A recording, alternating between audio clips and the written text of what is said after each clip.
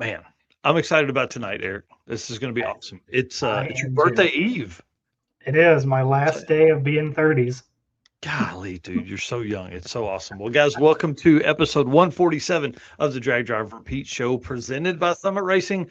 We got another first time guest on tonight. It's going to be kind of exciting. Mr. Brian Nutter is on tonight to talk about all things Summit and all things like who he is, how he got to where he's at, and all the kind of cool stuff. And I'm going to tell you some of the responses he sent to our guest email. Dude, it's going to be some great stories in here. We're also going to talk about like the Summit Pro Series and how they figure up all that stuff and what they have maybe coming we can sneak him out of and kind of how they do all that. So, I mean, they have blocks and cranks and rods and pistons. And he was saying earlier, I think in the email or maybe in the conversation before this, 300 plus cam shaft options. I mean, that's insane, right? Yeah. It's insane. And then, but before we get into all that, we're going to talk about Street Car Bragging Rights, Road Mayhem, Chaos Crew, Circuit 2026, and all the cool stuff that Eric has planned for the first half of the show. It's going to be pretty awesome. So, if you will hit the intro, sir, we'll do this thing. Absolutely. Let's do it.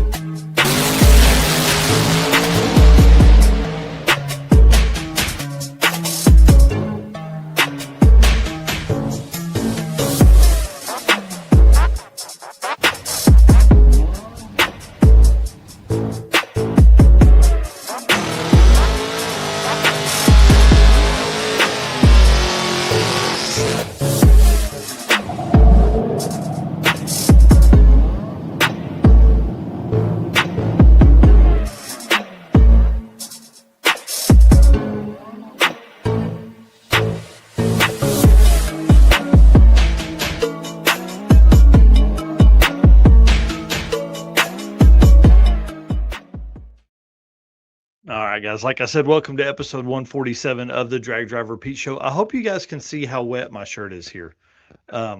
It's raining cats and dogs outside at my house. It's raining cats and dogs outside at Eric's house, and it's raining cats and dogs at Brian Nutter's. Well, I guess the Summit podcast room or the recording studio they have. There's probably a better statement for that.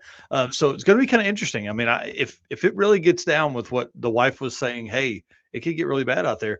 I may flicker over here is all I'm saying. Yeah. Might be a cell phone night. Yeah, I've got mine right here. Jump on our cell phones instead of our PCs. We'll see how that goes. Yeah, if the power shuts off in this room, you won't see anything anyways. It won't matter. It'll be dark black in here. So, guys, my name's Mike Narks. I'm the host of the show you're watching tonight and the news that happens on Saturday mornings. And be thinking about who we can have as a guest host on because Eric is going to be doing fun stuff because, again, tomorrow is his birthday. And then happy birthday to your wife, too. Her birthday is Saturday or Sunday, something like that. Saturday. Yep, Saturday, yeah.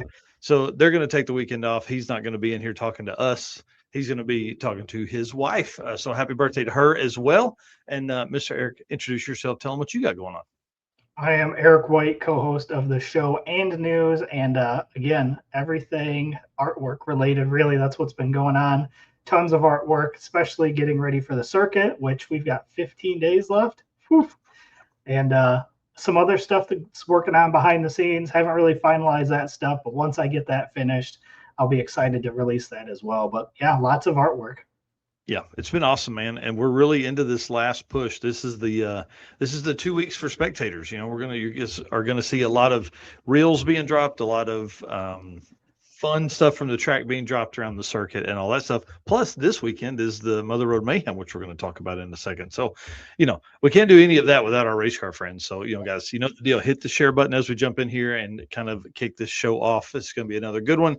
And again, just thank you guys. I was not really that active yesterday because I had so much family stuff going on. It was great to get back in it today and have all the notifications of all the comments and shares and all that stuff. So we appreciate everybody doing that. And then, of course, our sponsors, if you guys are doing some shopping, we would love it if you would hit these guys up. Please, please, please. Summit Racing, of course, going to be on tonight. This is going to be a good one. I'm excited about this.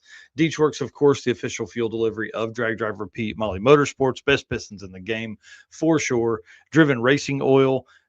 Look, if you don't keep your stuff going roundy round and it's doing its stuff and up and downs, that's what you need. You need Driven Racing Oil. They also have the degreaser like Eric featured last week that Rich Woodward was using. And of course, Howard's Cams, J-Wire Solutions, Avco Racing Products, Performer Built Transmissions, Car Change 3D, and Low Dollar Motorsports. And then you can find us on PowerTube TV, and you can find cars and products and all that kind of cool stuff over on Racing Junk Classifieds. A lot of stuff there, and we'll let Brian Loans tell us about how awesome Summit Racing is. What does it mean to be built with Summit?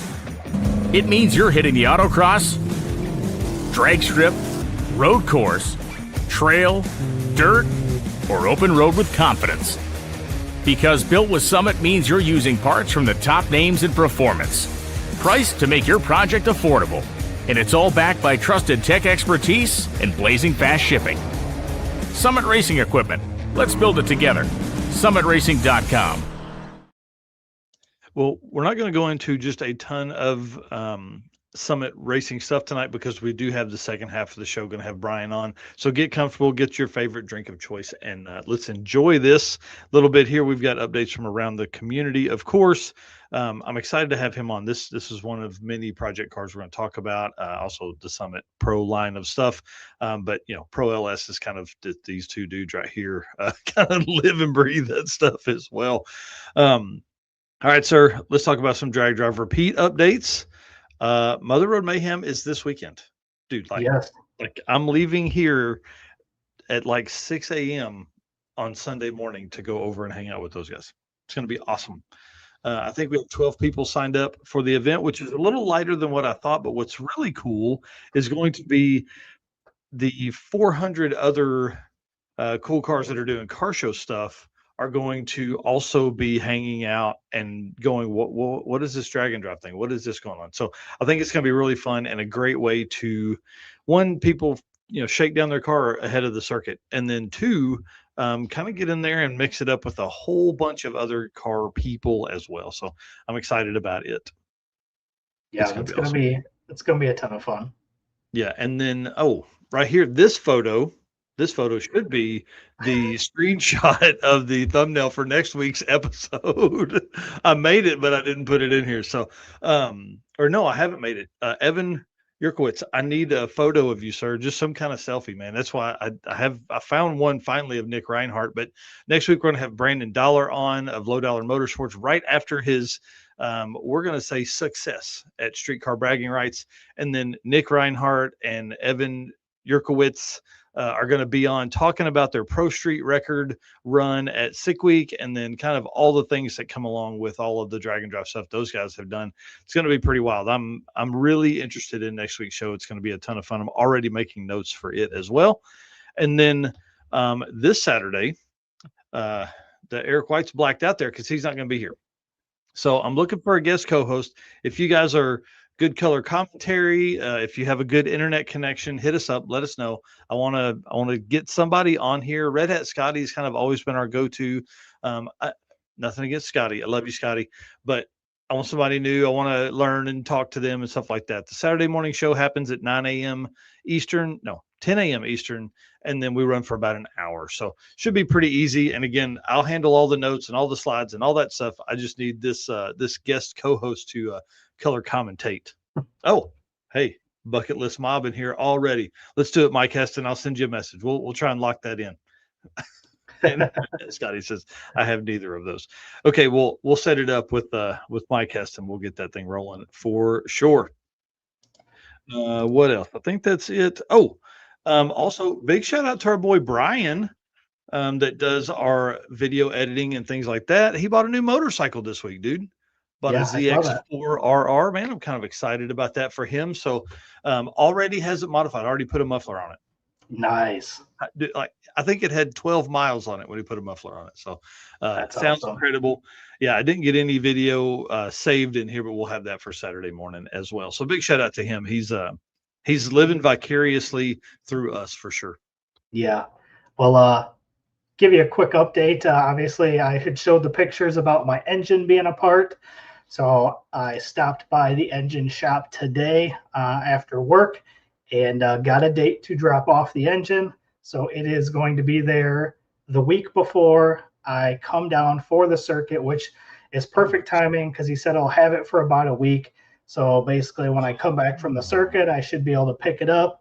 If everything is good, obviously he's going to hot tank it, get it cleaned up for me. He's going to magnaflux it, make sure there's no cracks in it. And if we're good to go, I'll pick it up and we'll be ready to start building. Dude, that's awesome. So as you get all motivated from the circuit, you're going to go home and pick that motor up, that block up, and be like, oh, it's on.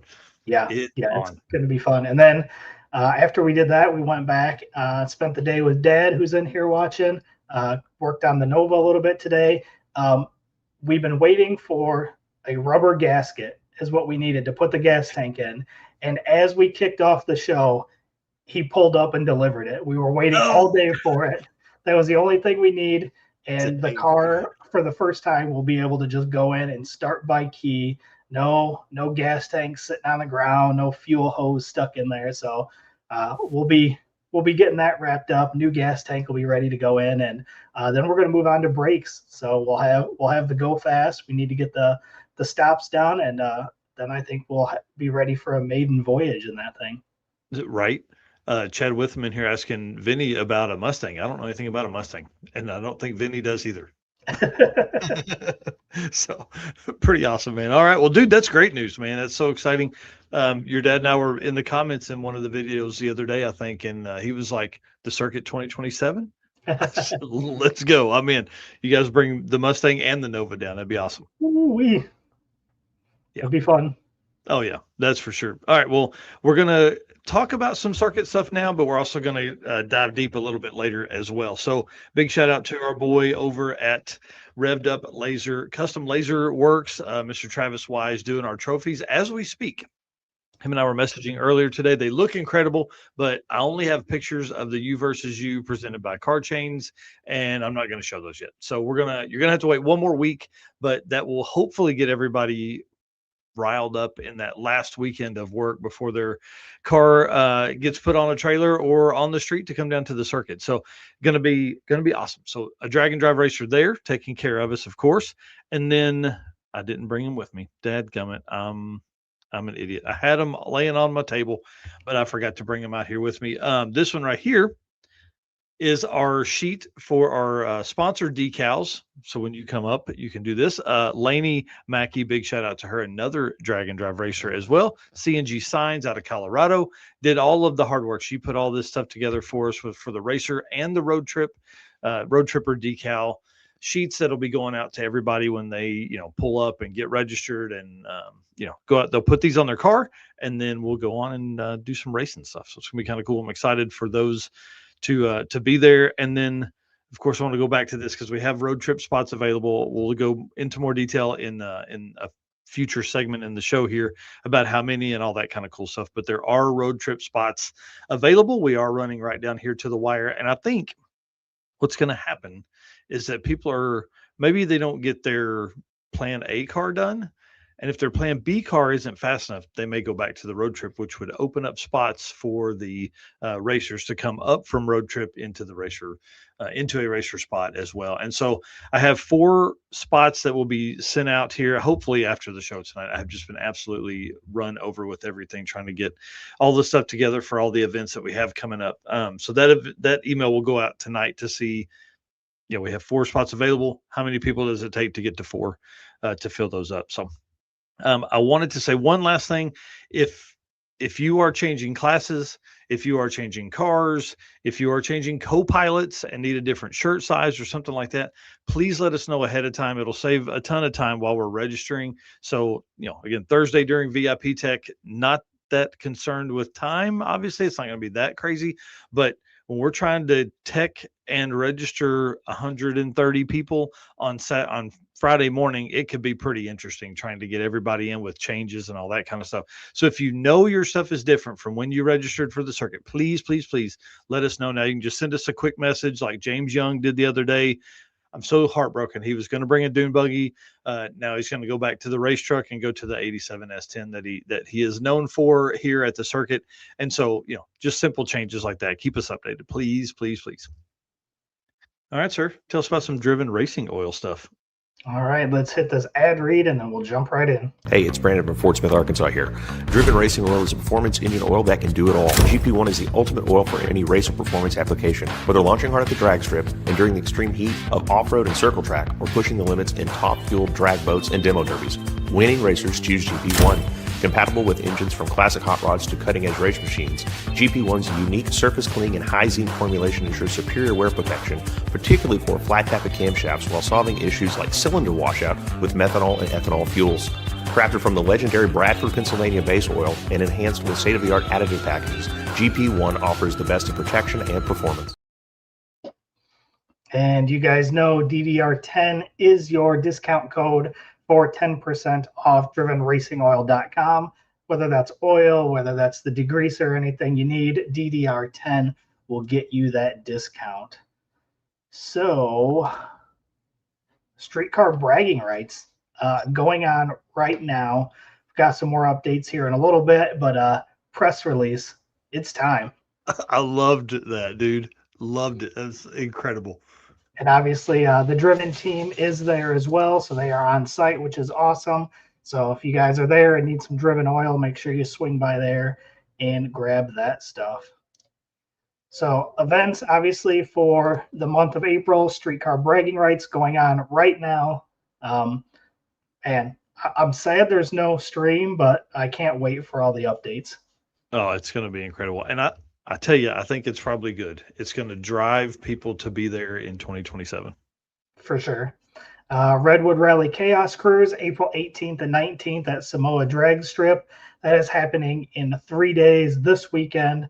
Going to be a ton of fun there as well. Mother Road Mayhem, obviously we talked about that. April 19th at Tulsa Raceway Park. That is in 4 days. Again, going to be a ton of fun. Look forward to seeing all the content that comes out of that. Carolina Drag Cruise, April 22nd through 26th at Shadyside Dragway. That is 7 days from today. And then, again, wrapping out the end of the month, April 30th through May 3rd, Tulsa Raceway Park. That is in 15 days. Bring it on, man. I'm ready. I'm ready. And then this was posted by the Redwood Rally Chaos Cruise. They said, unfortunately, we've seen some misinformation floating around. So trying to get the word out, they are allowing test and tune at Samoa Drag Strip on April 18th. You can show up just for test and tune and not participate in the Chaos Cruise. Non-Chaos Cruise participants will park in a designated area only and will be called to the lanes throughout our event. They will not be eligible for Chaos Cruise awards and prizes. And additionally, anyone can come to Samoa Drag Strip to spectate and meet the Disco Dean Stinky Pinky and get some autographs. So just That's figured awesome. They had posted that. So obviously help spread the word. And again, if you're in that area, why not go test and tune and hang out with the Redwood Rally folks there? Well, and there was somebody that made a comment on one of our reels the other day that was like, man, I live in California. There's nothing by me. And I was like, man, what about Redwood Rally? And they were like, I didn't even know about it. So they're all excited. They were going to go sign up and do all that stuff. It's pretty cool. Yeah, that's awesome. And then jumping into our events for the month of May, we've got Mickey Thompson Turn and Burn coming up May 5th and 5th through 9th at Summit Motorsports Park. When I think of May, I think farther away. That's only 20 days away. Dude, I was thinking May is sometime like in, should be 60 or 80 days from now. Right. So that one kind of caught me by surprise.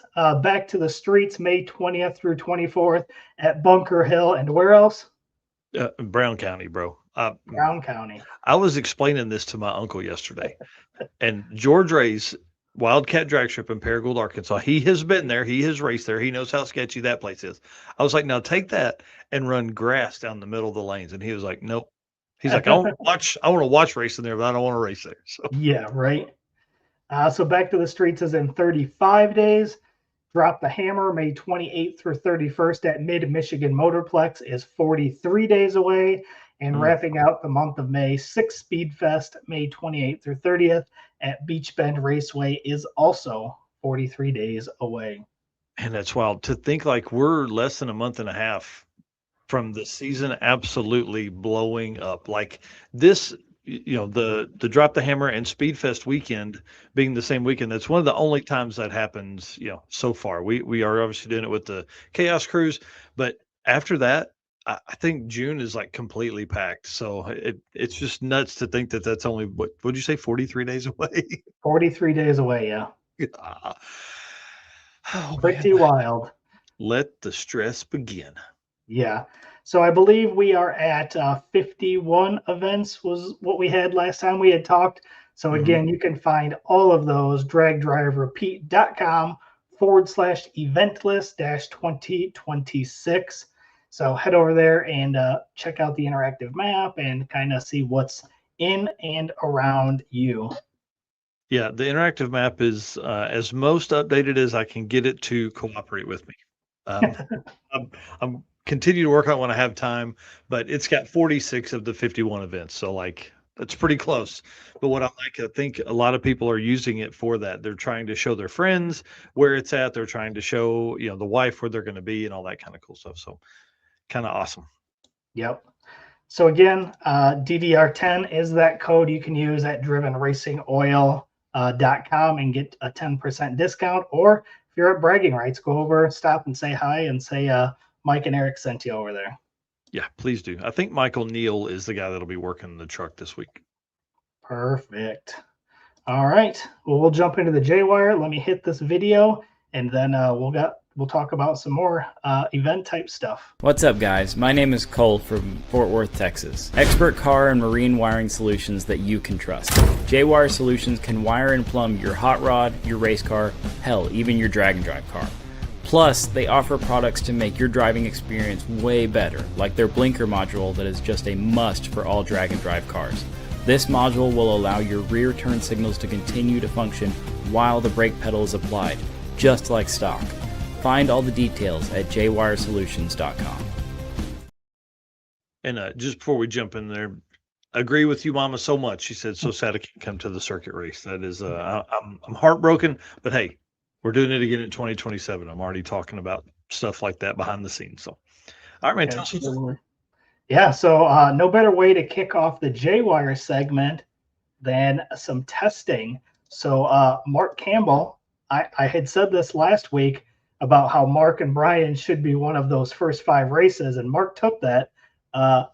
So Jay and Brian are testing. So I don't know where you're at, Mark, but you better be out testing too. So on Sunday, they had posted that they made their way to Mid-Michigan Motorplex for opening day testing. Said it was nice to stretch the Nova's legs in their home state for the first time since October.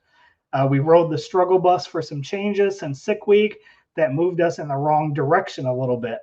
And then despite the rain, the team had the track working well. They lost the tire on one pass around 50 foot out. But aside from that, they managed to get down on all their other attempts, which is awesome. And then with the wind picking up, they opted to make their last pass an 8th mile, and a lot of the early incremental times fell right in line. They are optimistic that one more test session will be able to get things dialed in for the circuit in just a few weeks. So that's awesome, man. Bring it on. Jay and I were messaging a little bit the other day, and he has begun to drop videos over on his YouTube channel. So please make sure you guys are going over there, watching those and commenting and all that kind of cool stuff. Dude, this race is going to be awesome. Like for them to be the 4th pair down, this could be pretty fun, and is going to set up a serious matchup. Lots of cars signed up in this street race power rider class that are going to be tight. Yeah, I'm excited. Yeah, it's going to be kind of fun.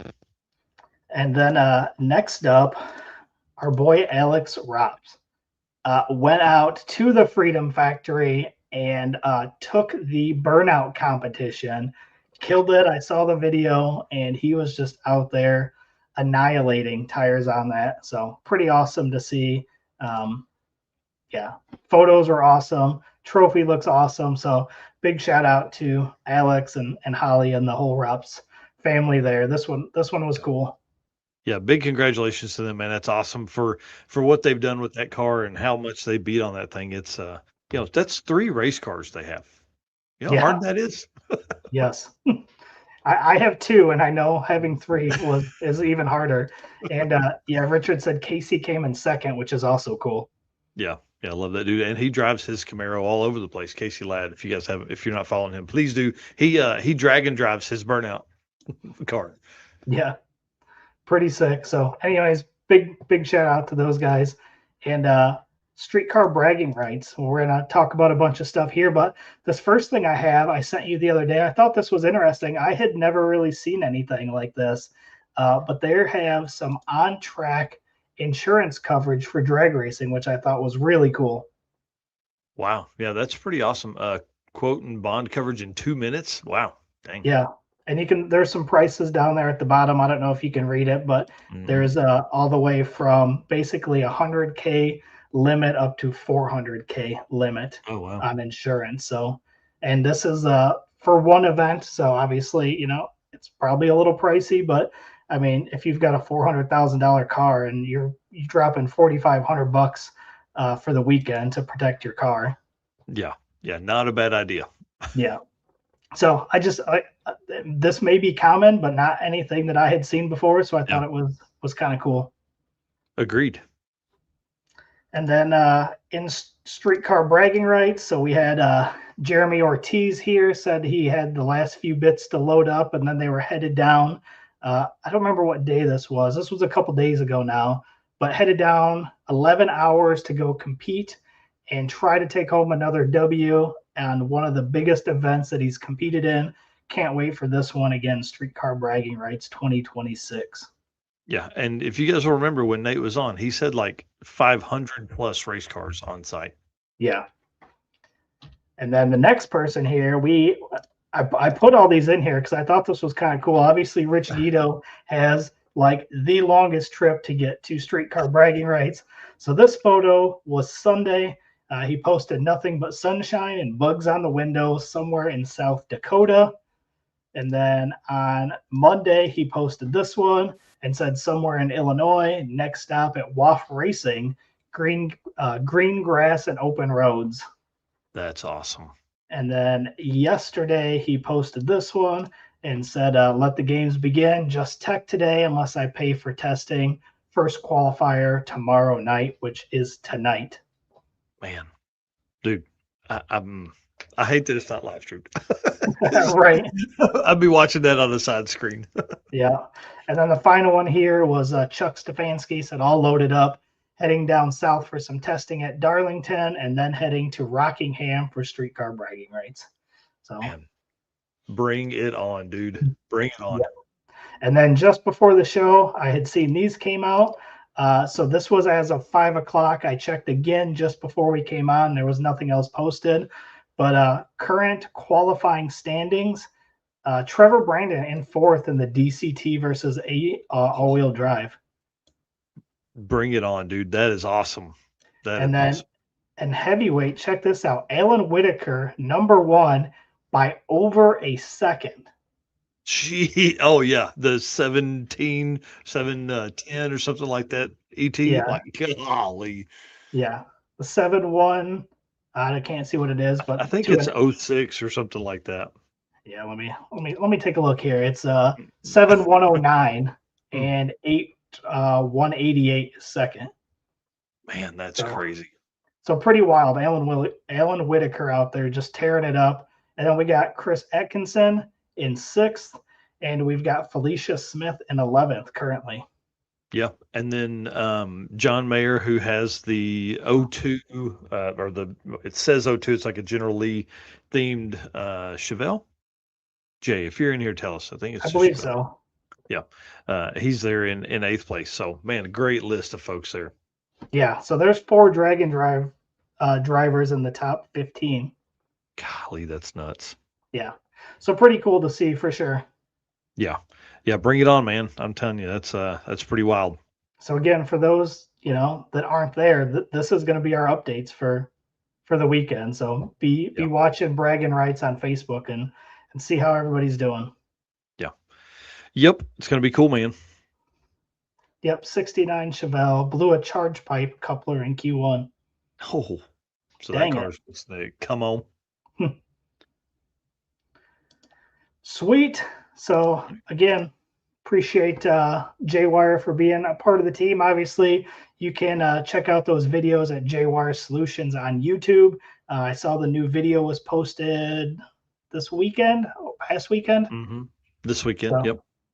So go check that out and go hit that subscribe button there. 35 subscribers. We need to get that number growing for Jay, especially if we want him to keep posting more videos, which we do. Yeah, for sure. And another big shout out to our boy Brian. He's helping them guys get their stuff. Obviously Jay and those guys are recording the stuff. It's just Brian is helping put that together. So if you have a shop and you would like to get into some of that, holler at me. We can figure something out from there. Oh, check it out. I'm up to 57 subs, and we just released another video about an hour ago. Yes. That's what I'm talking about. Bring it on, man. That's exciting. Love it. Love it. And yeah, thanks for the Braggin Rights updates. You bet. Yeah, I may do that daily. I don't know. That's if I have time, because man, I feel like there's so much available for that. If it's not going to be live streamed, you're going to have to go dig around and find everything everywhere. Might as well be us giving folks that update. At least for our drag and drive racers. Oh, for sure. All right. Well, let's move to the Molly segment right here, and let's play the ad read. Sorry. Should have had that teed up. You're good. Looking for a forged piston kit for your vehicle? You need Molly Motorsport Power Pack. What is Power Pack? It's the ultimate forged piston kit that comes complete with pistons, performance file fit rings, hot string steel pins, and clips, all engineered to work together, so all you have to do is build something great. Find your Power Pack at mollymotorsport.com. And listen, I am excited to get that engine back because I have some Molly pistons that are going in that 6.0 block, and I am excited. Yeah, literally, I can't wait. They are right below, not below my feet, but under this desk is where that box of Molly pistons is sitting right now.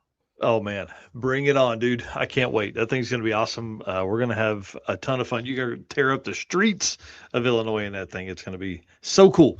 All right. Well, I want to talk about circuit updates during this Molly segment here. Some stuff I wanted to go over first. VIP Tech. There are still a few spots available for VIP Tech. That gets you in on Thursday, anytime between noon and 4 p.m. That will let you, tech early, get all that stuff out of the way so you can go racing that morning. There's 28 spots left there. So all of that, it's $50 to do the VIP Tech, and all of that money goes directly to the youth services of Tulsa. So if there's 28 spots, that means we have 72 people signed up for the VIP Tech, which means we're already donating.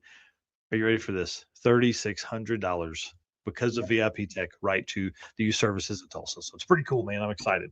What did we donate last year? Because we need to surpass that. So here we're going to raise what we're going to raise. It's hard to chase that, man. I've lived that for a long time. But last year we did raise $15,500. It was really weird. It's $15,555 last year. So if we can beat that, man, that's great. But as we have done in the past, we are doing it this year. We're doing $25 each ticket.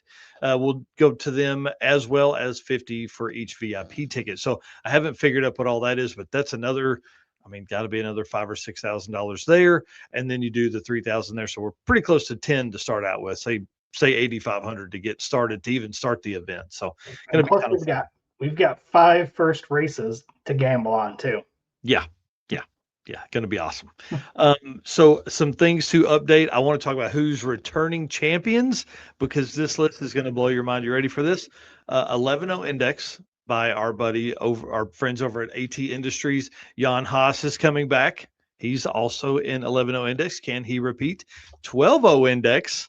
Mr. Bo Denny, 12.0 Index by AT Industries as well. They did 3 classes this year. Bo Denny, he is coming back and is also in 12.0 Index. So if you want to rotate through these, you'll just run down through these classes these folks are signing up for. Yeah, the 650 index, Scott Barker is going to be back again in that class. Yeah, I'm The, excited about the that. class that happened in a Buffalo Wild Wings restaurant at PRI in 2024.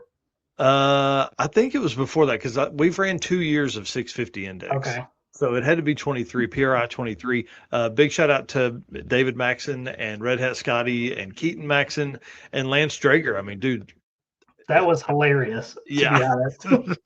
They started peer pressuring me, and I was like, okay, if you want to sponsor it, let's do it. And now it's a staple of the event. So we appreciate them and all they do. All Motor Big Block by Howard's Cams. That class is open to win. Are you ready for this? David Miller's done put the nitrous on the car, and he's signed up for Gasser and Hot Rod. So that should be a pretty interesting class because there's some other fast cars in that class as well. Bring it on. All Motors Small Block by WAF Racing is also another class that is open to win this year. Yeah, that's going to be a great one. Can't wait for that. We've got Stick Shift by Jerry's Performance and Marine, Phil Balmaceda coming back on that. And I will say, Jerry was like, I always want to be the Stick Shift sponsor. He's like, from here on out, I want to do it because they love that stuff. That's awesome. That's another one of our favorite classes. Small Tire by Shehan Performance and Fabrication. John Ketch, who was in the comments here a little bit ago, returning champion. So going to be the one to beat again. And also first down the track. So that should be pretty fun, as he called out Mr. Eric Kuhn leading into the first race of the entire event. Like they will be, Jimmy will prep the track and they will race. It's going to be awesome. Yes. Next, Street Race Power Adder by Molly Motorsport, my favorite class. Mr. Brian Acton, 3-time defending champion, going to come in there and is the fourth race of the first bit of series there against Mark Campbell, who's another Street Race Power Adder class racer. It's going to be kind of awesome, man. I'm telling you, this is a good one. It is going to be fun. Tailgate by Cornerstone Performance. This one is also open to win. David Bell is signed up for Small Tire, who was the winner last year, right? Yeah. Yeah, and he's made a change because he's bringing a different car. He broke truck at Sick Week and then signed up with a different vehicle for the circuit 2026. Yeah, so bring on all those tailgates. Somebody is going to be the new champion of that class. Yeah, and last year we had in tailgate, it was quickest overall only. This year, because of our sponsorship from Cornerstone Performance Transmissions, we have quickest overall and most consistent. And then because Travis Wise is not only awesome by doing our trophies, but also awesome because he is a competitive racer. He wants to see who can take a top 4 shootout. So he's throwing 500 on a top 4 tailgate shootout, all out, not most consistent. It's the all out chip draw, top 4 trucks to end the day on Sunday. Should be pretty awesome. So $500 to that winner as well. So tailgate really, it's kicking butt right there. Yeah. Unlimited, another the third class sponsored by AT Industries. Mr. Jim Parkinson's coming back, and if you haven't seen his post, you need to go to that Tune by JP or Jim Parkinson on Facebook. Big upgrades on the Camaro, so that should be a good one too. 2-time defending quickest 8th mile car that we've had. So with Kyle Beaumont coming, the upgrades for Jim, and then also the Eric Reisner call outs. This should be pretty interesting as well. Yeah, for sure. Then U vs. U by Car Chains 3D. Tom Taylor coming back for that class again. Yeah. You remember last year this dude won with a 0 deviation between those two classes. Yeah. So pretty incredible. He will not have that chance this time. We will be running on 6 passes this time. So it's going to be kind of interesting to see the changes. Hey, last year we only do not jinx us. All right. Hey, it is what it is, man. What I say right now ain't going to change nothing. I promise. I hope. Fingers crossed. Gasper Hot Rod class open to win. The champion from that class has moved to a different class. And our last one here, Junior Street. This is our first time running this, so we are going to have our very first winner of this class crowned this year at the Circuit 2026. Yeah, Going to be pretty awesome. I'm really ready for this. This is going to be fun. But as a reminder, my daughters are going over with me on Sunday because they have to get their NHRA Junior Street license. You need to have that done beforehand. We will help you get that as we go through the weekend. But to have the required passes for the Junior Street license, it's going to be really tough to try and make all of the licensing passes that you need on Friday so you can turn in a good slip. Yeah. So keep that in mind. Okay. Yeah, Red Hat Scotty, don't forget the $3,000 cheap car challenge as well. Yeah, that's going to be a really fun one. Man, Casey Matthews has put together a great set of rules. This thing is going to be pretty interesting. And I think there's like 8 cars that are entered in this. I think we'll probably end up with like 6 total. And then I think some people are going to see how much fun this is on Thursday or Friday, and they're going to jump over in that cheap car challenge as well. And one of my favorite vehicles from last year, Josh Rich, he's in for that unlimited trophy too. Yeah, he has a truck that can do it too. That's we're going to see some very serious, very fast cars. Whoa. He said this 98 millimeter Turbski will either go real fast or send the rods to the gods. That's what we need, man. That's the kind of stuff we want to hear about right there. Well, let's see if it's sending rods. I got to be there to get that photo so he can be the centerfold of Sick the Magazine again.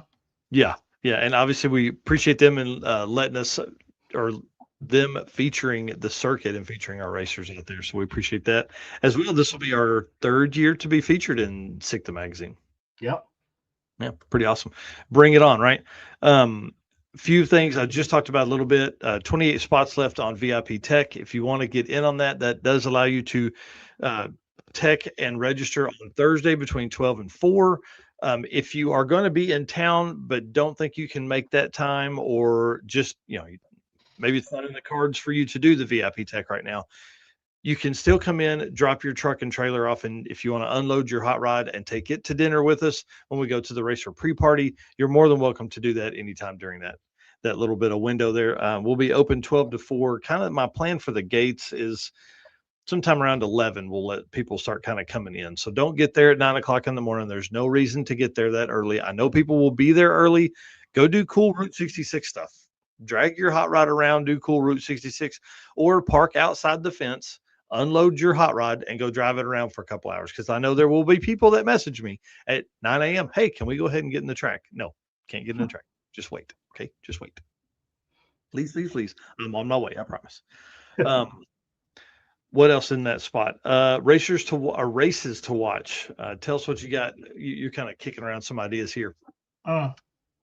Street Race Power Adder. We keep talking about it because it's going to be awesome this year. Mark Campbell again in the SN95 Mustang, obviously 850 racer.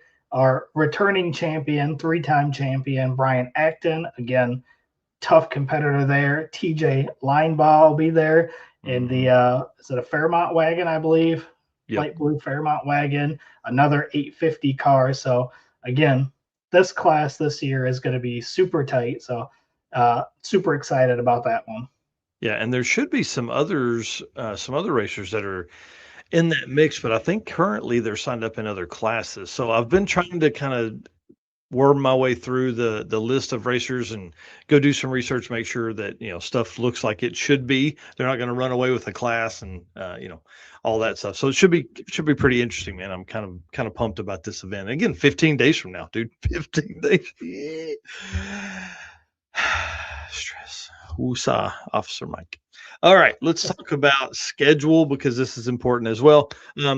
Thursday, this is a large view of Tulsa Raceway Park. Okay, there's a huge grass parking area over there.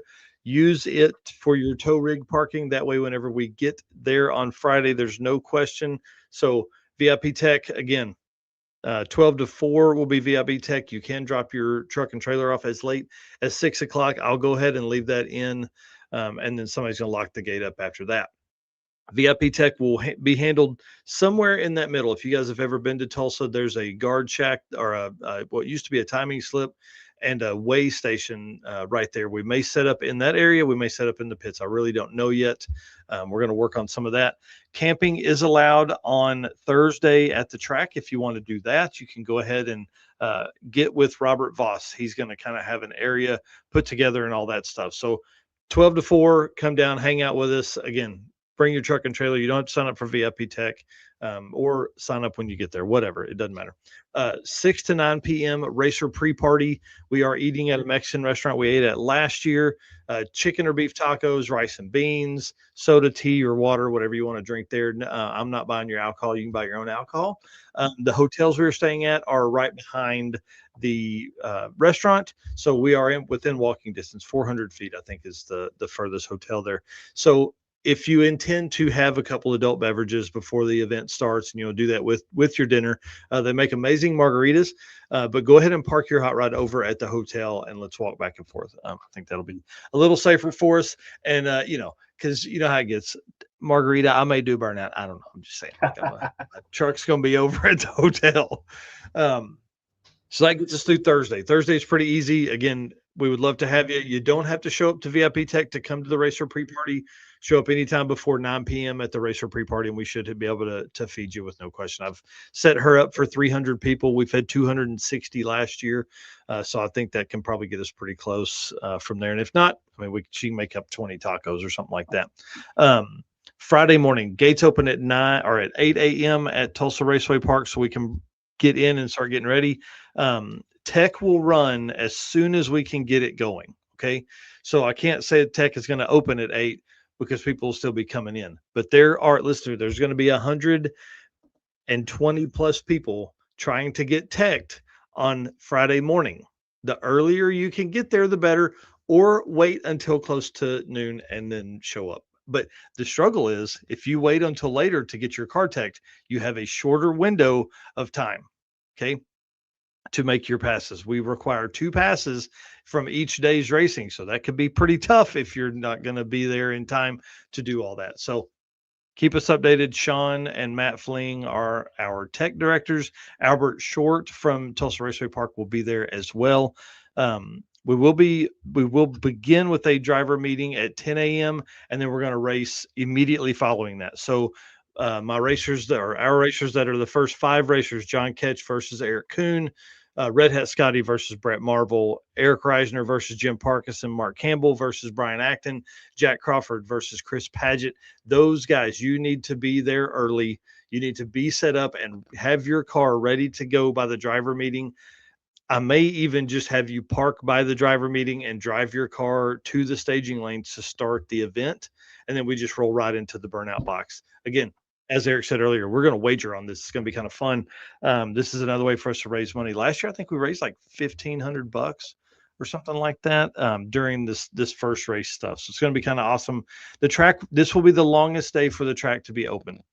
We are going to run the track, I think, until 4 o'clock. Yeah. We are going to have an open track until 4, unless there's nobody making passes. There's no reason for the track staff to sit there and wait us out. So they are going to run until 4 p.m. And then I'm still working on the route side. So I'm trying to figure out how I want to route through some of the small towns. I don't know if y'all saw, but Bristow, Oklahoma is on our way, and they just unveiled a completely renovated or updated Chrysler Plymouth sign that looks amazing. So I don't know if I want to route you guys by that on the way to Oklahoma City or on our way back. So I'm trying to work through kind of that. So that will come up. I'll drop that next week so we can be ready and people can be watching for it as well. So that gets us through Tulsa. We leave Tulsa. We have 150-ish miles, something like that. Ashley, what's up, lady? 150-ish miles to get to the track at Thunder Valley Raceway Park. You guys will know that 405 made that place famous. This is going to be kind of fun. Again, these pictures are posted up. This track, you are good to camp Friday night. I think they're even having an event Friday night.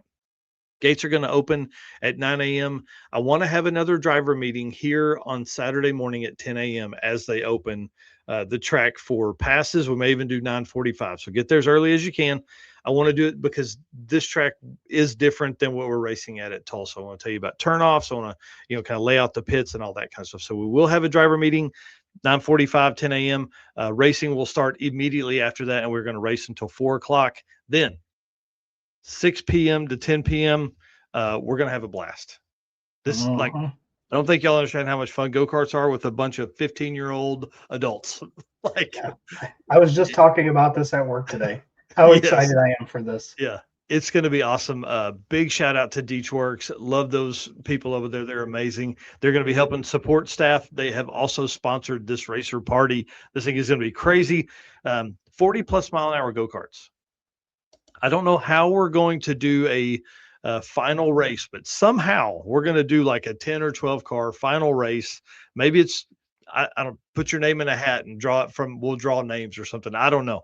But 40 mile an hour go-karts are going to be a blast. We're going to bring in a bunch of pizzas, probably 70 or 80 pizzas like we did in Branson 2 years ago. And then we're going to have coolers full of soda and water and stuff like that. So there is a bonus after this. I don't even know if I want to get into this because we joked about this last year and then it didn't happen. But Tulsa Raceway Park is hosting a midnight drags back at Tulsa that night. So the Saturday night, if you fill up to it, drive on Friday, do your passes, come down to the racer party, make a couple laps. The racer party is a route stop. Okay. Don't get it messed up. You cannot skip this because if you skip it, you can't turn your slips in on Sunday. Okay. So it is a route stop. You do have to go there, get your picture taken, but drive back to Tulsa Raceway Park and hit up the midnight drags. They're going to run some heads up classes and all that kind of stuff. So it should be pretty wild. That is way too much driving. Dude, insane. We get back to Tulsa Raceway Park on Sunday. Of course, as you guys can see here, we're going to put the road trippers up front. We're going to have them in special parking the whole time. Racer pits, we're going to have camping all set up and everything like that. Racing will not start until 11 a.m., but the gates are going to open at 9. I think is what I have here, right? No, gates will open at 10. Racing starts at 11. We'll probably, that is very up in the air. If they have ran the midnights until 4 or 5 o'clock in the morning, the track will be ready. The track staff will just go get a quick nap, come back and get the track going. So racing may start at 10:30. I don't know, but we're going to kind of run it until about 3. And then our plan will be to kick off the awards as soon as we possibly can from there to get everybody on their way home. So big shout out to Molly Motorsport for hosting the awards ceremony. We appreciate them. And again, if you guys need any questions, if you have anything you don't understand, message me, message Eric, message the Drag Driver Pete page, message the circuit page. Speaking of that, I didn't check the circuit page for messages today, so I'm sorry if you have a message over there and I haven't looked at it yet. There's a lot going on right now. So just message me or Eric, please. That's the best way to get those seen the quickest. So, right. Dude, are you ready? 15 days, man. And I am ready. I just got to figure out how I'm getting there now. Right. Yeah. Eric said he hadn't even bought a plane ticket, but that's not abnormal for anything we do. Last bit here about the circuit. Love's Travel Stop Camp Counselor. This is kind of exciting. I love this. This came together last week. We talked a little bit, but I want to recap. Robert Voss, Camp Counselor Bob, is going to be handling this and the road trip setup stuff for us, which is basically getting everybody kind of in the same spots. Thursday night, we are good to camp at Tulsa Raceway Park. Friday night, we are good to camp at Thunder Valley Raceway Park. Saturday night, we are good to camp at Oklahoma Motorsports Complex, which is the go-kart track, unless you want to come back and do the Tulsa Legendary Midnight Drags, and then you would just camp there at Tulsa as well. Saturday night, you can camp at your trailer, but don't cheat. You jerks. Don't ruin it for everybody. So treat it like a hotel room, treat it like you've treated all the weekend. But if you want to go back to Tulsa on Saturday night, I'll allow you to sleep in your trailer. So don't mess it up. Okay. I don't want to hear about a bunch of, because here's the thing, like if you stay in your trailer on Saturday night and you leave stuff in your trailer and just cruise down to the pits from your trailer, you are disqualified. There is no question. I'm not going to play any of that. It was right up there. Oh man, that's where I decided to pit. You will need to pit in the regular pit area, not by your tow rig and trailer. I'll make a big post about that and then share it 27 times between now and then. Okay, dude, are you tired of me talking? And we'll cover it again during the drivers meeting. Oh yeah. Yeah. I'm already making notes for it too. So Yeah, going to be awesome. Again, big shout out to Molly. Those guys are coming out. Adam is coming out all the way from North Carolina. He's driving out to set up and hang out with us. And it is always fun to have that dude around. And of course, Molly isn't just a sponsor. They're also a drag and drive bunch of racers with George's 700 plus horsepower Duster. And of course, Eric Grillo's Nova. If you guys have followed for a while, you know Eric White and I are huge Nova fans. This car's a 10-second stick shift. Drive it anywhere. No, it's kind of my jam. So anyways, everything we like combined in one package. Stick shift, Nova. Yeah. All the stuff. I would put a turbo on it, but that's just me. He likes naturally aspirated stuff. That's fine. Whatever he's into, it's his car. All right, sir. Let's thank these folks and let's bring in Mr. Brian Nutter from Summit. All right. Appreciate all of our race car friends in here so far, halfway through the show. And you're going to stop hearing us talk, and we're going to talk to Brian Nutter for the next hour at least.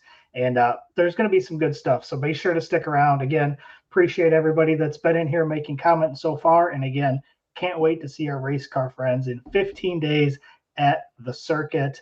And of course, man, we can't do this without this great group that you see right here on the screen. Summit Racing Equipment, Deechworks, Molly Motorsports, Driven Racing Oil, Howard's Cam, J-Wire Solution, AFCO Racing Products, Performabuilt Transmissions, Car Chains 3D, Low Dollar Motorsports, Power Tube TV, and Racing Junk.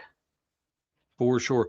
Richard Brewer says you should just drive to his house and ride down with him. We had actually discussed that a little bit.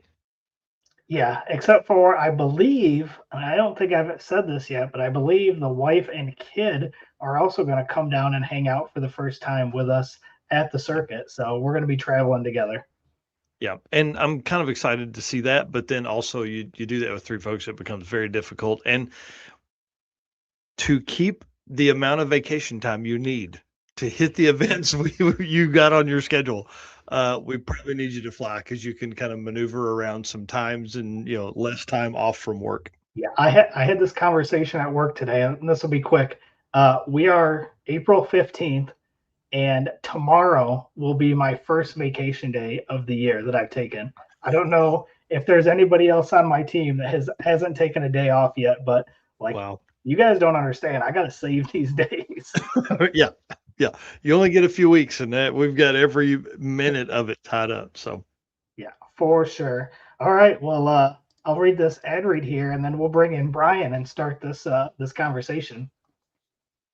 Performabuilt is the official transmission builder of Drag Drive Repeat.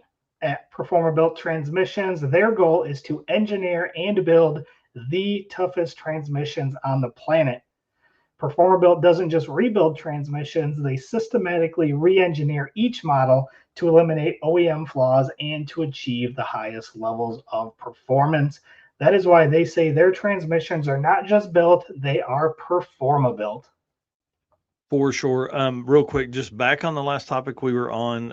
Yes, the Dustin Cottle says there might mention downloading the Outticks Live app. I will go over that in an email, as well as we'll talk about here just real quick for Tulsa Raceway Park. We now have a system that you need to sign up racer registration. I'll send all the links in the emails for the circuit racers and all that kind of stuff.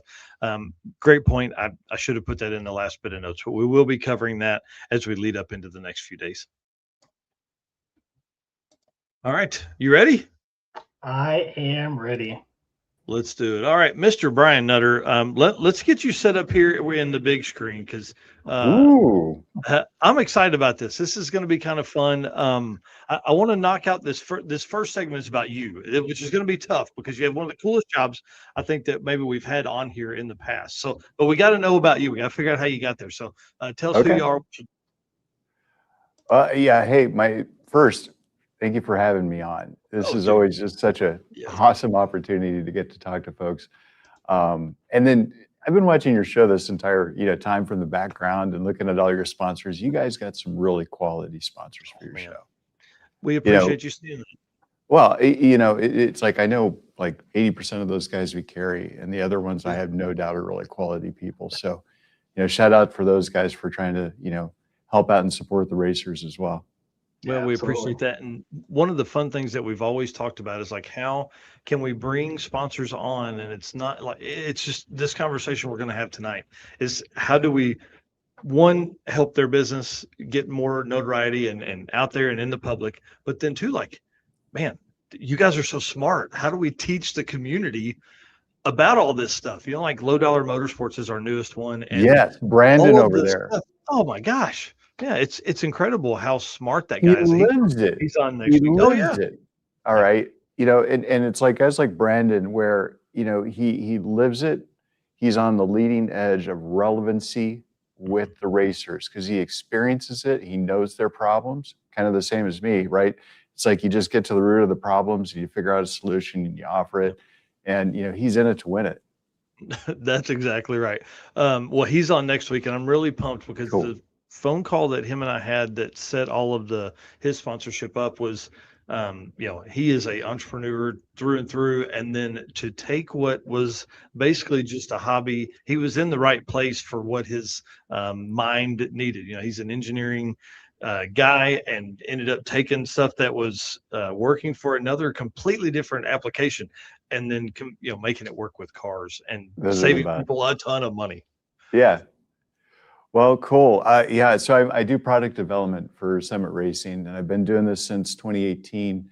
Prior to that, my first foray, or I guess, or whatever you want to call it, is I worked for Wiseco Piston from 99 through 2015. So Oh, wow. all my friends over there, you know, are an hour north of me.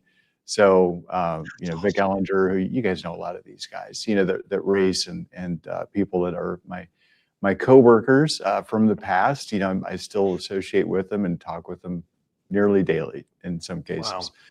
And then prior to that was a couple really great engine builders. Prior to that was really growing up in Kearney, Nebraska. You know, there was circle track racing, there was some drag racing out there, but it wasn't like drag race central. And I ended up essentially going into the Air Force, right, for 4 years to try to, like, you know, gain some experience, get some money, you know, GI Bill and all that. And I found Judson Massengill at the School of Automotive Machinists in Houston. And like so many young men and many people that have graduated to the top of race engine building today, they got their start down there in Houston at the school. And then, you know, CJ Batten up in Michigan, Scott Shafroff over on Long Island. And that was like 97, 98. And then Wiseco happened in 99. Wow. And there through 2015. And then a brief stint with Kyle and Stacy over Detroit Speed shortly before they sold that company. And then Al Noe, of course, with Summit. You know, he's like, hey, why don't you come over here and do your thing with Summit? And I'm like, ooh, this could be kind of fun, right? Yeah. So wow. I've been here ever since. That's awesome. That will, man, so we're going to talk about that in a minute. I want to talk about, like, cause I want to talk the jobs you've had there, right? Like, cause that's pretty neat to me, but, what is a guy that does what you do? What do you daily drive, dude? Like, what are you in and out of every day? All right. So because I've learned so many lessons in life, and one of them is my daily driver should probably be Hondas. So I've got like 3 Hondas in my family. My son drives my dilapidated, $250,000 mile Acura TL, hand me down. I got a 22 TLX Type S that went to Bonneville. My son and I drove it to Bonneville this summer, went 170 out there with a tune, drove it all the way back, like 2 days, power drive across the United States, made it back for Summit Autocross week, and ran that for the rest of that week, just piled miles on my car. And it was an adventure, but yeah, that's the daily at least. That's awesome. How fun. Wow. That's how many miles is that to crush in 2 days? It's you guys, I mean, you guys live this stuff, right? So Yeah. it was like, we drove all the way out there, and my son's 22. Like, I could drive 20 hours, I think, when I was a kid, and he just did it. So, I mean, dad starts getting tired. I made it most of the way out there myself, actually, until we got to Wyoming, and then he took over for a bit, and then I was back in it. And then on the way back, I was just cooked, so he took over because he had to be at his job, which is, that was great. He took off a week and he wasn't able to do autocross week, but then I had taken off that next week too to go run it. And luckily that was centered around Ohio. Yeah. Wow. Well, autocross week is, that's technically work. It's like Summit Racing Autocross Week, It's a great place to work, right? With you guys. Yeah, they don't play like that with you guys. We talked to Tommy and Jim at Drag Week, and those guys are usually on vacation, No, it's fun. And, the Bonneville thing was fun too at the ECTA. So I do some land speed stuff with the East Coast Timing Association. And that is Steve Strupp over there, who that's awesome. Kind of like you. He really enables people to like live out their dreams as a big racer, right? Go fast and, just have those moments that we all hope to have. And he facilitates that for a lot of people. And Bonneville, this event out of Bonneville was the first time they allowed street cars essentially to go out there. Anything. Oh, wow. Here's what's interesting. 2009 and newer, they have really good glass. They have rollover structures that are twice as stiff as anything prior. They've got side airbags. So the cars, honestly are so safe. I'm going to say you don't need safety stuff. It's always good to have safety stuff, but the cars are really well built. And, there was, 15 or 20 of us just out there pounding, down out there on Corvettes with street tires. This is the first time where these cars aren't laden down with 5,000 pounds of lead. It's guys out there with 315s and 335 street tires doing 211 in one case. Wow. Just laying it down on the salt, and it wasn't prepped. It wasn't like, Speed Week where it was just smooth. Mm-hmm. It was a little bumpy. And I one of the old timers out there, he goes, it's called land speed racing for a reason, because you're driving over the land. And I was just like, wow. Yeah. And then my son, and the other, sorry, I got to tell you. Yeah. I'm sitting over here in the passenger seat. My son's driving 168, 169 miles an hour, and he's 22. And I'm just like, whoa. That's cool. How cool, man. Yeah. So it was just a great summer. How fun. Awesome. Just as a forewarning, the weather sirens are going off here, so the storm is probably about to hit. So hopefully nice. I don't disappear, but if it does, that's what happened. But we're praying for you, man. Yeah, buddy. We'll keep rolling until then. So tell us about what kind of project cars you have currently. So, and this is another thing that I learned from my customers. I think it was in the early 2000s. I talked to a guy, his name was Johnny. I don't remember his last name, but he owned like 6 Corvettes. And I said, man, do you have any regrets? And he goes, if I'd put the time and effort into that first race car that I did the next 5, my first race car would have been faster. So I had a 93 Vet for a little while, and I bought like literally the rattiest example available in the United States at the time. And it was a train wreck.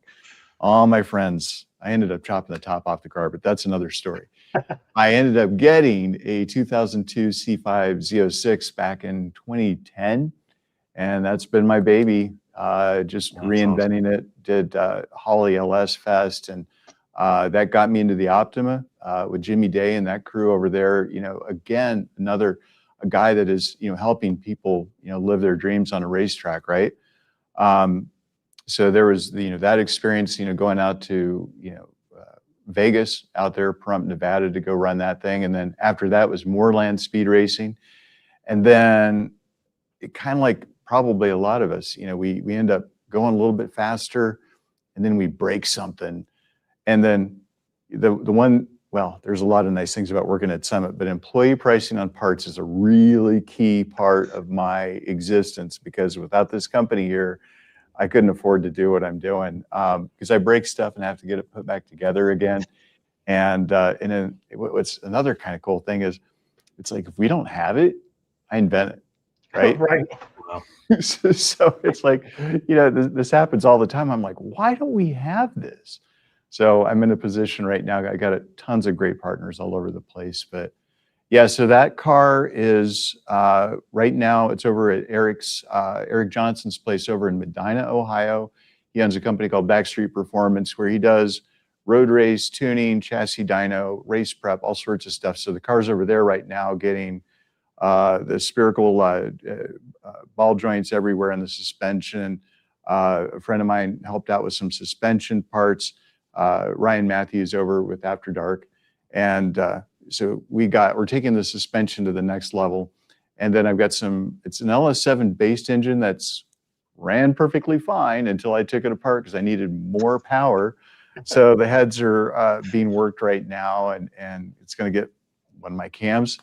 Weirdly, I did not have the cam I wanted for it, so I invented that too, right? And it's just fun like that. I figure if there's like one of us, there's got to be like 100 of us, and that sells enough, right? Oh, yeah, for sure. You've got to have the coolest job, but I tell you, if they did payroll deduction for Summit, I would probably be working for free because I'd just spend all my money back in the company. You know, it's been a great relationship. And it's a two-way street. You know, I do what I do, and they respect that, and they've given me a place to fly.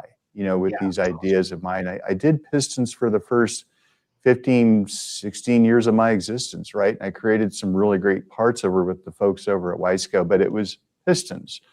But at the same time, I got to know the crank guys and the rod guys and the head guys and the cam guys, and that really gave me the foothold that I needed to do my job today, to create more parts, because I know quite a bit about a lot of stuff, but I'm not the super duper expert about a lot of stuff either. But luckily, I've got a lot of people in the industry that help me out.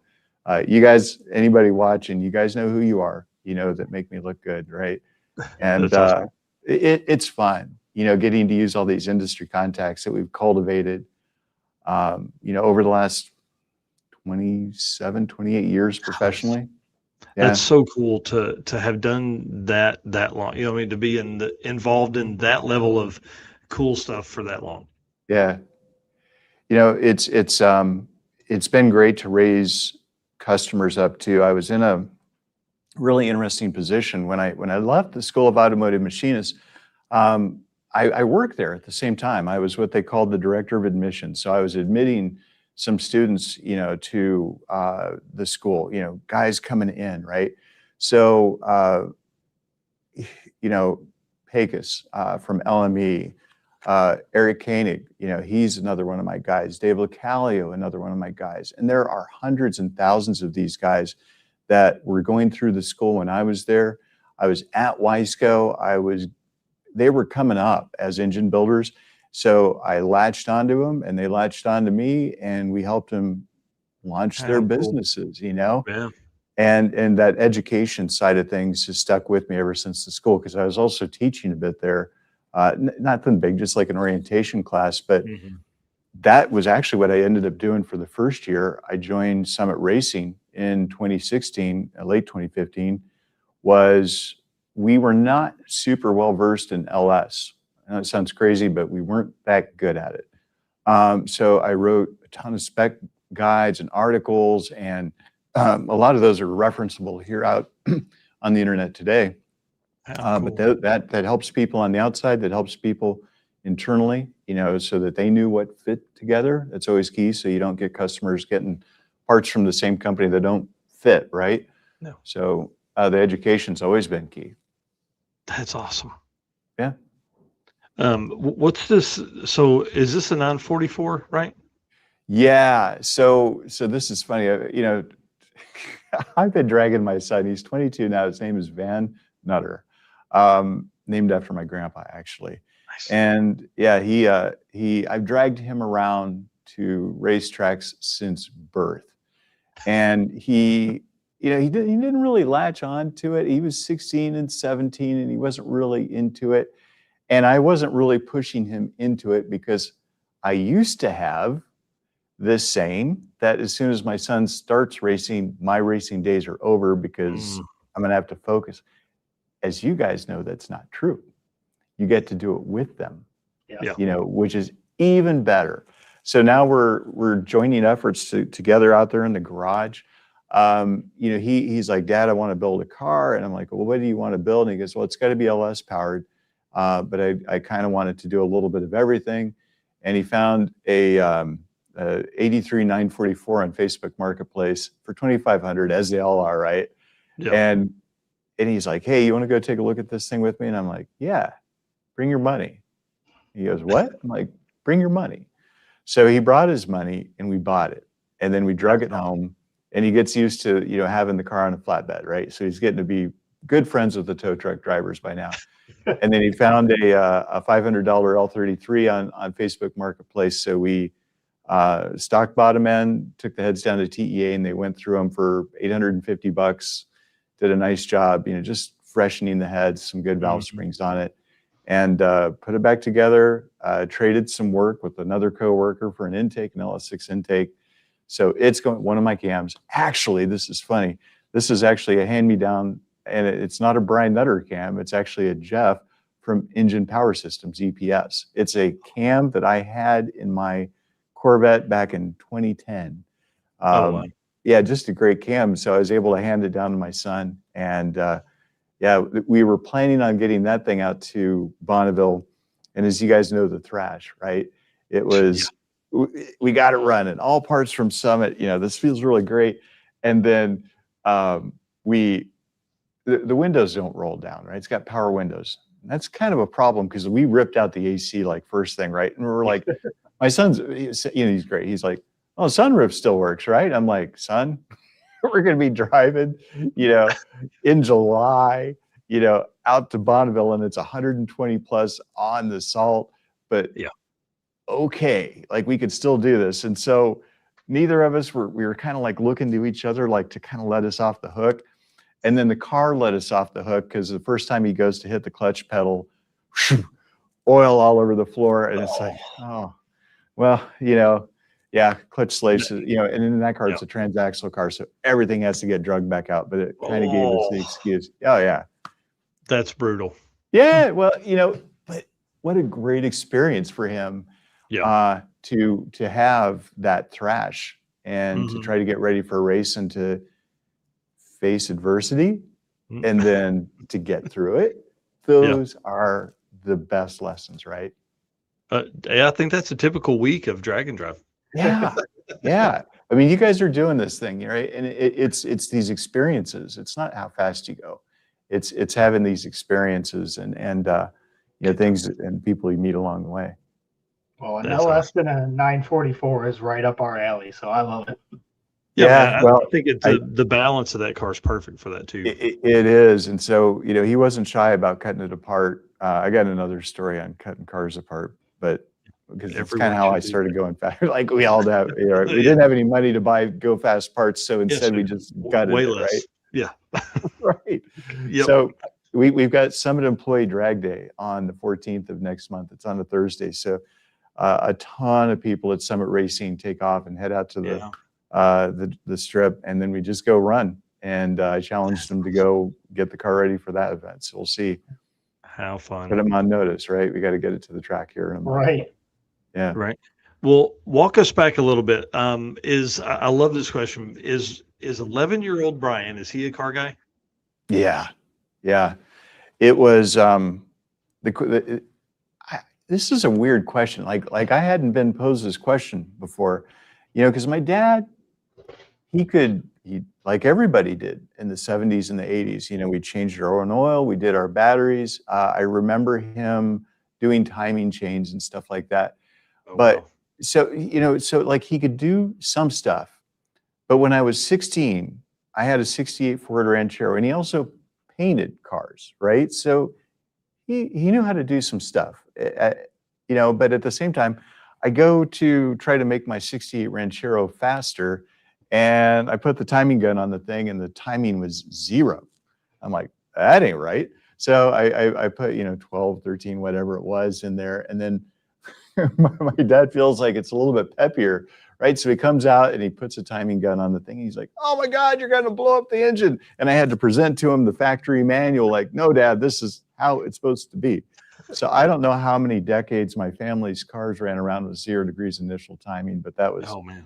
Yeah, that's okay. Now you're like, no, Mom, look, if you just turn this thing just a little bit, it'll give you more performance. She's like, I need more performance. I just need to get to the grocery store. So here's the other thing. I grew up with magazines, right? So again, Kearney, Nebraska, there were a few very notable racers out of Kearney, Nebraska, in the 80s. I'm still friends with a lot of them. And at the same time, you know, it was hot rod and car craft and popular hot rodding. And it was the tech articles written by all the golden greats of automotive writing, you know, the Dave Emanuels of the world that wrote all these great books and articles. And I inherited 3 boxes of magazines going all the way back into the 60s. And I memorized those things, just read them backwards and forwards. So that's how I got my start. And I decided I wanted to go racing like we all do, right? But I ended up like, how do I get into racing? So again, the U.S. Air Force was, I'm not saying it's a placeholder. I'm super glad I did it. But it wasn't the love of my life, right? So 4 years of that, and I found Judd down there at the school, and then he turned it into practical knowledge there for me over that next year and a half with learning the art of machining. And, you know, we got access to the dyno and the flow bench, and he let us break a lot of stuff, and he rode us hard, man. Like he fixed you in a lot of ways. Yeah, it was a very special time. How cool. Well, let's go into a high level of your car history. What's a few of the cool cars that you've owned over the years? All right. So we talked about this a little bit. I was trying to dig up that list because it's been like 30 plus cars. And wow. It's not that I'm a rich man. I'm far from it. I bought everything at the low, and it probably sold even lower because it was all old junk. But I started thinking about how to answer this question, and it starts by year, right? This might be a good mechanism for everybody that is of a certain age like I am, over 50. 1953, Studebaker, you know, 54, 55, I didn't have anything. 1956, I had a 56 Chevy for a hot minute that I had down at the School of Automotive Machinists, and I built an engine for it prior to going down to the school. And I raced it on Rankin Road down there, and I had fond memories of that car. My friend now has it. And then you go from 56, 57, 58, 9, 60, 61, 62, 63, 64, 65, nothing really in there. 67 was the love of my life, which was the 67 Camaro RS that my friend owned. I bought it when he was kind of like at his end with it. And I worked on it, and it got stolen. I know that this is another question, but actually got stolen out of the Weisco parking lot in 2001. They'd been casing it. Yeah, it was my daily driver. Daily driver. It was the day after Christmas. I drove the thing in the snow with 375 horsepower at the wheels, and all of it's fun. But yeah, and it just goes on from there. Mustangs, and I'm not necessarily a fan of like GM necessarily, but it just seems to be most of what I've ever owned because it was cheap to go fast. Yeah. Well, that's why you like LS too. Yeah, it's a strange thing down at, I was at Detroit Speed for that little minute down there, and we had thousands of people calling with 69 Camaros. It's like, what kind of engine you got? Oh, it's an LS with a 6-speed. What kind of engine you got? LS with a 6-speed. And I think the coolest, there were 2 very memorable ones. One was a soccer player in Europe that wanted a big block 68 Camaro. And so I'm like, okay, he's going to be driving this thing on the Autobahn, right? So what do we build him? 582. So we built him a 582 for that thing. And just to hear 582 inches in Europe, think about that. They're not used to anything with displacement, right? Yeah. So that was one cool one. But on the other side of the spectrum was a guy with a 355 and a Muncie 4-speed, M21 or something, right? And he goes, we kind of just asked a question. So what he got in? 355. And we're like, whoa, what? Not a 383. No, 355. Pink rods, 355, 4-speed. And we're like, you're the coolest dude ever. Yeah. Right? How fun. Right. So I'm not saying I'm LS'd out at all, but I am trying to bring back all of these technologies that we've learned with LS and apply it to these older engines. And we have. Mm-hmm. So Pro LS was first in 2018. That was really the first cam rollout that we did. But then we've been able to apply those same technologies really to Pro SBC, the small blocks with LS firing order, Pro BBCs, also some with, LS firing order, Pro SBF, also with LS firing order. I won't even go into that, right? The Windsor deal, right? Yeah, right. You know where I'm going with that, right? Yeah. So, but yeah, it's too small block forward. What? Yeah, Windsor firing order. Imagine that. Yeah, they've had it all along. But yeah, it's cool to get to do this. And then I got to go back to my roots at the same time with the Pro LS piston lineup, along with my friends, that made some really great rods and cranks that I'd grown to trust over 20 years, so that when I introduced these things as Summit parts, I already had 15, 20 years of experience with these parts. So it wasn't a big leap, but it was also possible for me to, because it was all brand new, I got to just do it the way I wanted to do it now instead of the way that I did it back then. So yeah, it's been cool. And, well, we could talk about these blocks a little bit. Yeah, we're going to do that here in just a minute for sure. Because I want to get nerdy with you. Okay, go ahead. Yeah. The one last question, because I thought this was really cool because of all the stuff you've done in the past. But what's one bucket list car that you'd want to build one day? And I had never even heard of this thing. I knew what it was when I saw it, but I didn't even know what this was. So tell us what this thing is. All right. So Lola T70, British car, but with a big block engine. So if you remember the ZL1s, all aluminum big blocks, Hillborn injected, these things were making, Traco built big blocks. Roger Penske was racing these cars. Mark Donohue was racing these cars. Can-Am, back in the late 60s with the McLarens and the Lolas, and some of the other makes and models, Trans Am was it, man. It was unlimited. And, to have that thundering big block with the Hewlin out back, straight cut gears. I've got a friend that actually owns one of the McLarens right now. But yeah, I think I'd like to build one of these at some point in the future. But, so here's the thing. That 02 Corvette, concentrate. If I stick with that old girl, it's kind of like a pair of old shoes or an old belt, right? Yeah. It's like, if I just stick with this car, we can go faster together. It's always a science experiment to me. So it's not changing for the sake of change, really. I just think it's a beautiful car to build someday, a new experience. Right. Oh, I agree. That car is super cool. Well, let me do a quick ad read for DeechWorks, and then we're going to talk about your work with Summit and kind of how everything you were going over there. We're just going to dive in and be a little bit nerdy. So let me pull it up. Big shout out to Ryan and the team at Perform a Bit. We appreciate everything they do for us, man. They have put a 4L60 in the sevens. I think that's all you got to say about these guys and how awesome they are. GM performance specialist for sure. GM transmission specialist for sure. DeechWorks is a leading manufacturer of high-performance fuel system components. The DW product line includes fuel injectors, pumps, rails, regulators, filters, lines, and fittings, plus pump modules and surge tanks, all engineered to support power levels ranging from 400 to 4,000 horsepower. With a focus on engineering excellence and industry-leading customer support, DeechWorks continues to drive the future of high-performance fueling. And just like our friends over at Driven Racing Oil, DDR10 at DeechWorks.com. Get you 10% off of your purchase over there. And again, I just listed all the cool stuff that they've got. They will be at the circuit as well.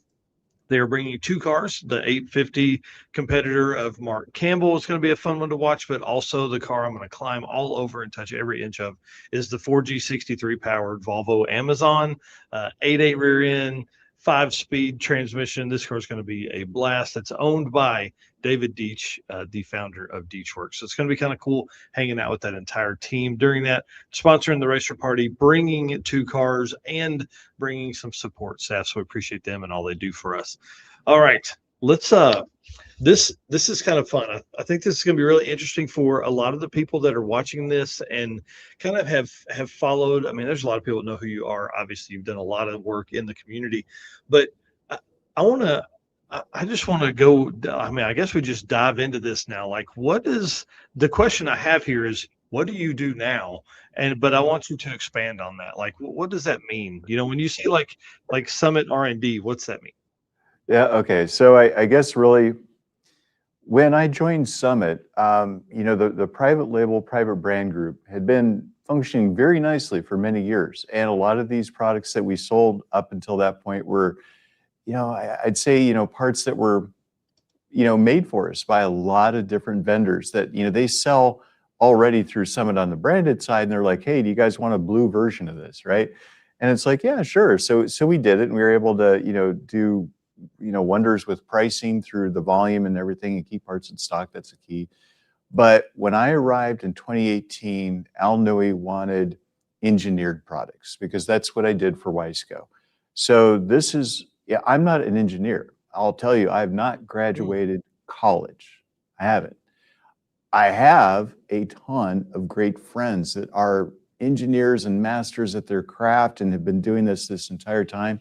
So I'm not like a phone call guy, but I like to have a lot of fun. And so I call these guys up anytime something pops into my head, and I'm like, you want to do something fun? And they're like, okay, what do you want to do? Here's my harebrained scheme. Let's go do this. Let's go big. And I think the education's part of it, and I'll get into that because it's really key, but I don't believe in just making a onesie, twosie, threesie of something, right? You never gain a presence. You're not going to be remembered for something like that. You got to go big. So I create lineups of things from small to big, very different variants of it, but product lines. So Pro LS pistons would be an example of a 88 awesome LS pistons. And then, Pro LS cams, they started off with 15, we're up over 50 now, and then got another 25 solid rollers that just hit back in December. We're up to, yeah, it's crazy. So on the cam side of things, another little aside. So I could have worked for Comp Cams in 1999. In fact, the job offer I was me and you probably we would have almost chewed some of the same dirt. It was so crazy. Yeah. So it was crazy because I got a job offer from those guys, and it's still open. I was told back in 99, I interviewed with Billy Godbold. I interviewed with Paul and Ron.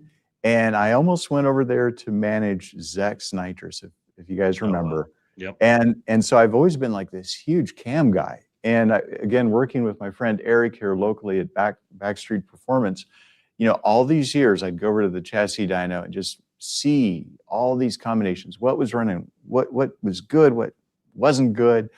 And I started building this master spreadsheet of like all these cams and drilling down into the valve events.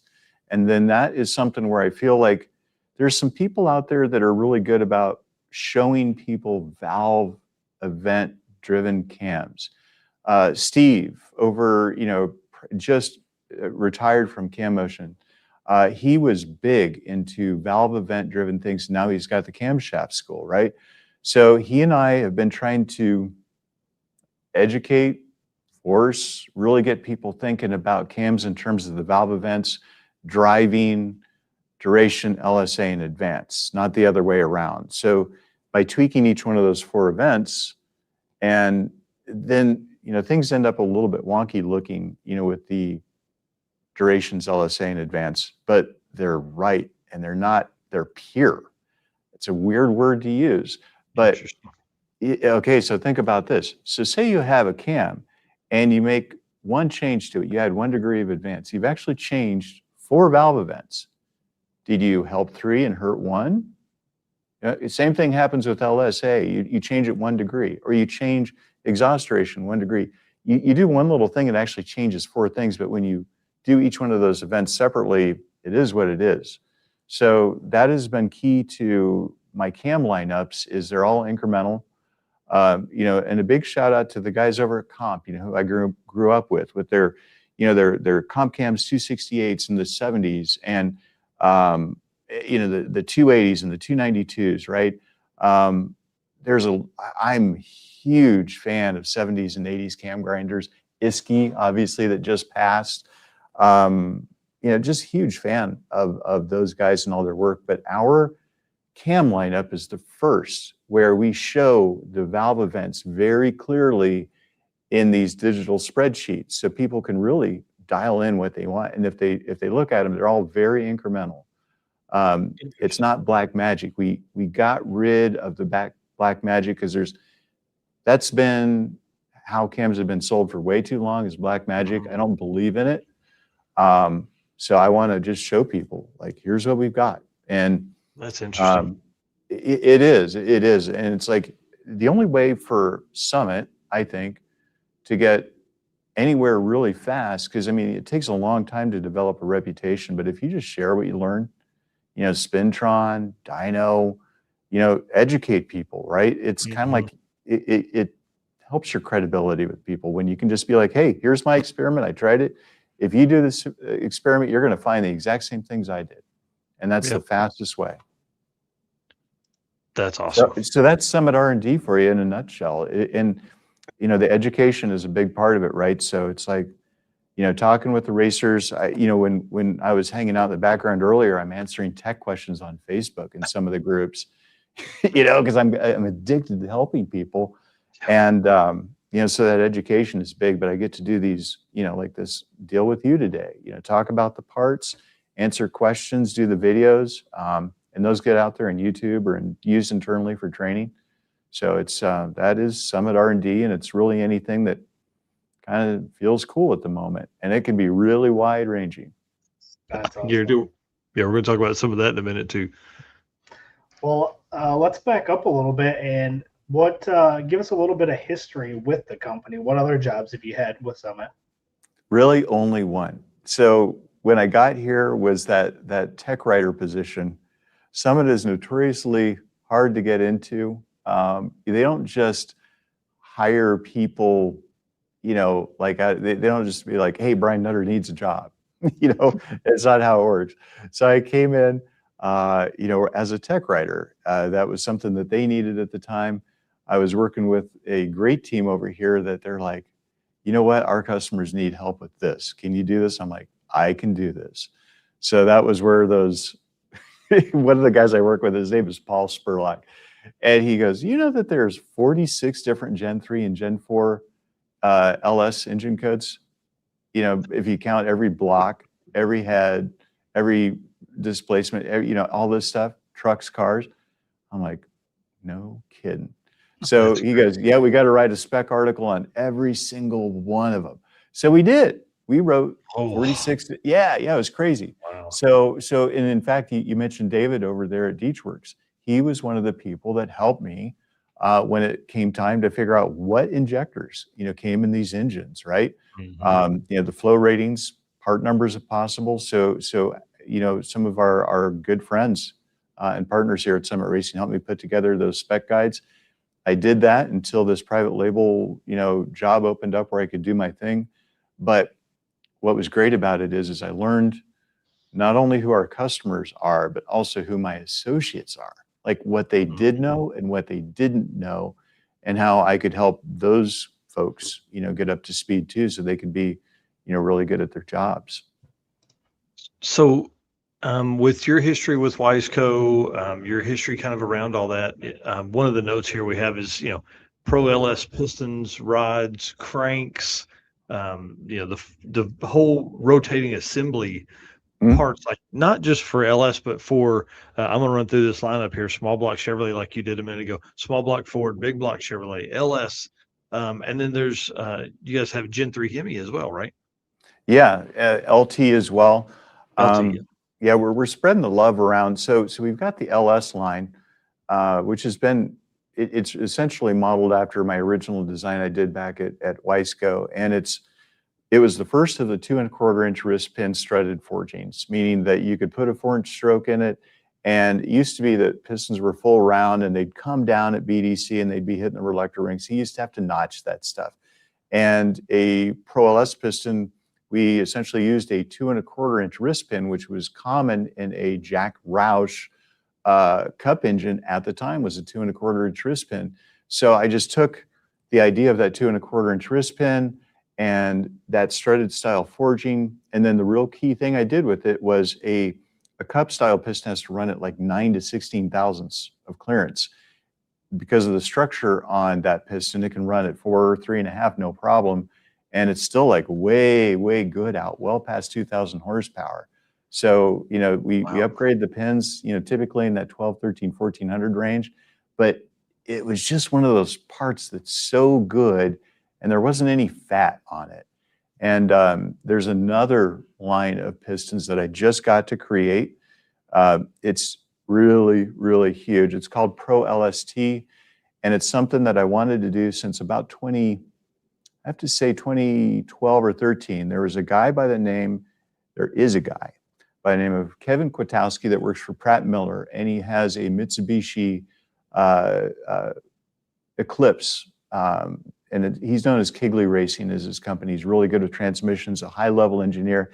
But he came to me when I was doing pistons with Wiseco for Sport Compact. I did LS, big block, quick 8, you know, the quick 16 and the quick 8s were some things I helped Vic Ellinger with at the time.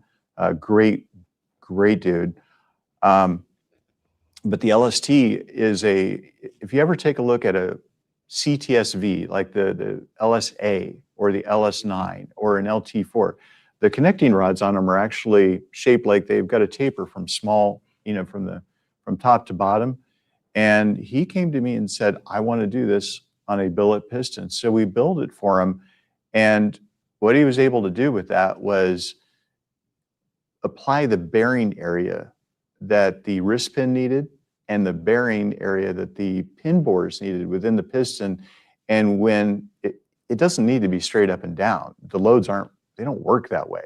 So when we actually tune that taper around the bearing area that we need, the rod becomes tapered and we get more bearing area out of a shorter wrist pin. The shorter wrist pin is stiffer, the shorter wrist pin is lighter, and with that, the entire piston, you know, gets a little bit shorter and stouter by itself too. So I couldn't do it when I was with Wiseco because we didn't own a connecting rod company at that time. Tom Molnar, a good friend of mine, you know, with Molnar Technologies, great friend, huge mentor when it came to connecting rod design. And, you know, we didn't get to the point where we did a lot of work around each other's work, and he helped me and I helped him. But we never did trapezoidal. And now that I happen to be in charge of rods and pistons, I got to do trapezoidal. So you'll see something called Trapezoidal Tech or Pro LST coming out real quick. And it's interesting. The first time it's ever been done in the aftermarket. Oh man, this is going to be cool. Yeah, it's neat stuff, you know, and it's just, you know, again, it's like, and a lot of it is partners, a lot of it is customers just having problems. And it's like, well, how do we solve this? So,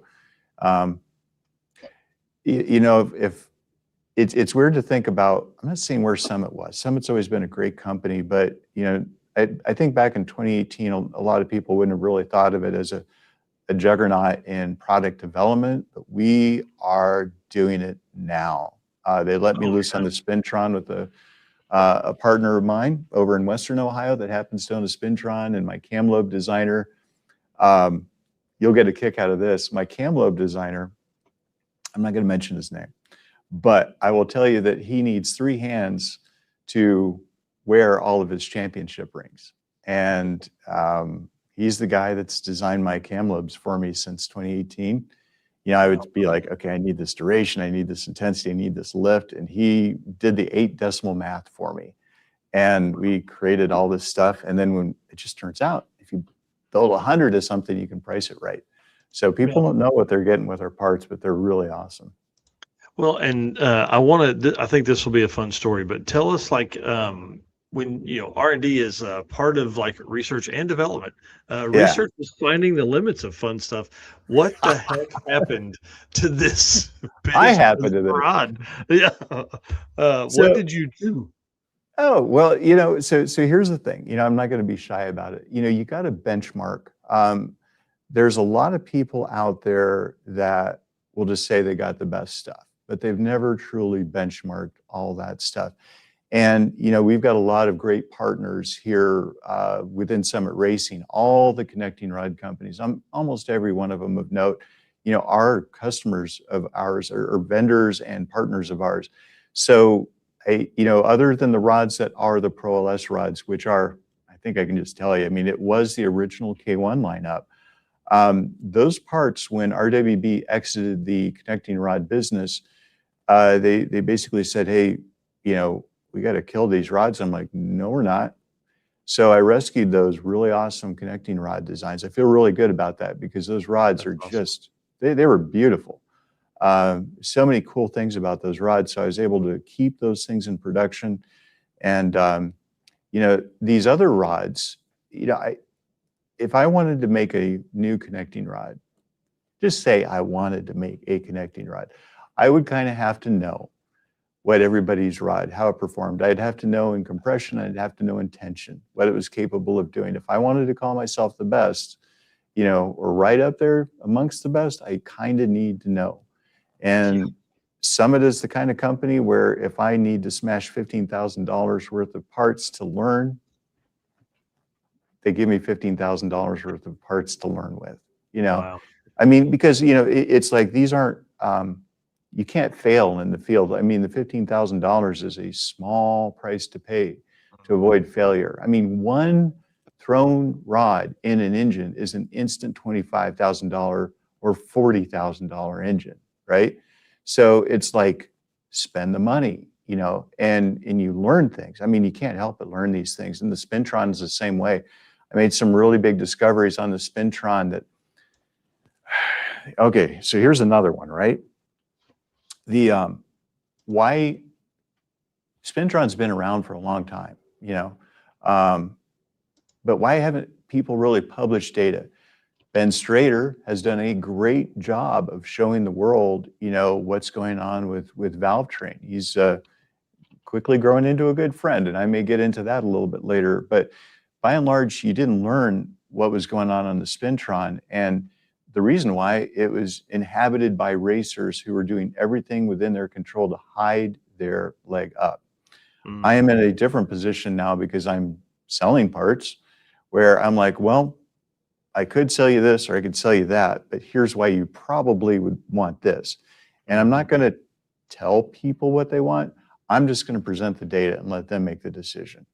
And, that's my goal with everything. It's like, you don't have to believe me. I can just share the data with you and you can go repeat my experiment and you probably are going to come up to the same conclusions I did about stuff. But yeah, that's been key. I can tell you on valve springs that I tested with an LS7 head with stainless valves, heavy stainless valve, 122 grams with a 1:8 rocker ratio. It's like the worst of all worlds. Right? And people think that valve train problems are an 8 or 9 or 10,000 RPM problem. I'm here to tell you that it's a 5,400 RPM problem. Bad things start really low. And if you've ever wondered why you have all these really expensive cylinder heads that flow 400 CFM and all this business, it's like, why is this thing not turning RPM? You don't hear it. I mean, if you hear valve float, you're already 500 RPM past when things started going south, right? So that's been another kick I've been on lately is I went on and worked with, maybe PAC, 20 Pacalloy valve springs. I guess you kind of have to say it. I mean, Pacalloy is their alloy, right? So I added 20 lightweight springs to our lineup, very high tech, and priced them right. And then matching other parts too, and then rockers. I mean, you guys have been seeing what's going on with rockers here over the last few years. Yeah. And there are some beautiful designs coming out. I wanted to be right there, to add these really cool rockers with our partners. I know who designs them. They're really good. I'm friends with them.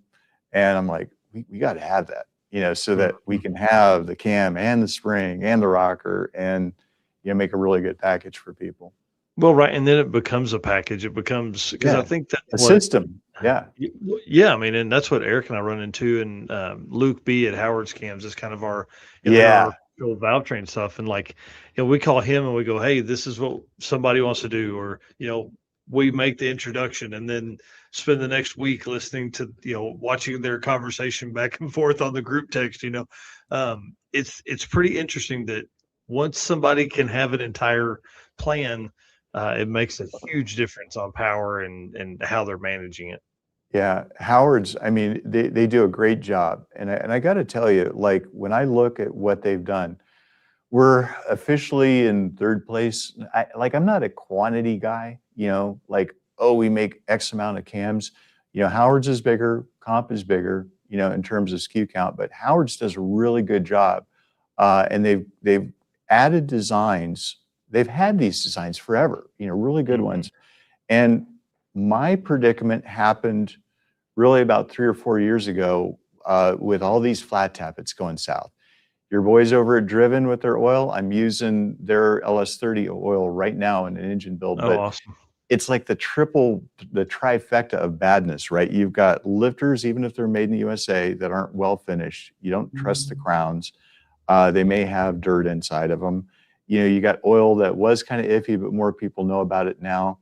The cam cores, there's problems in a lot of cases, right? And then you couple that with the fact there's never been less people out there knowledgeable about what their spring pressures are, what their seat and open pressures are. They just buy stuff, right? Yeah. So, everybody's complaining about it, and nobody wants to have unhappy customers. The oil people, the cam people, like, nobody wants this stuff. So we all know that we have to get over the hump into hydraulic rollers. But then everybody has it in their heads like, oh, that's just $1,500. It's like, well, no, it isn't. So we added, here in this last quarter, we added LA, Chrysler, 318, 360s, 273s, Magnums, B&RB, FE Ford, 429, 460, the 385 series.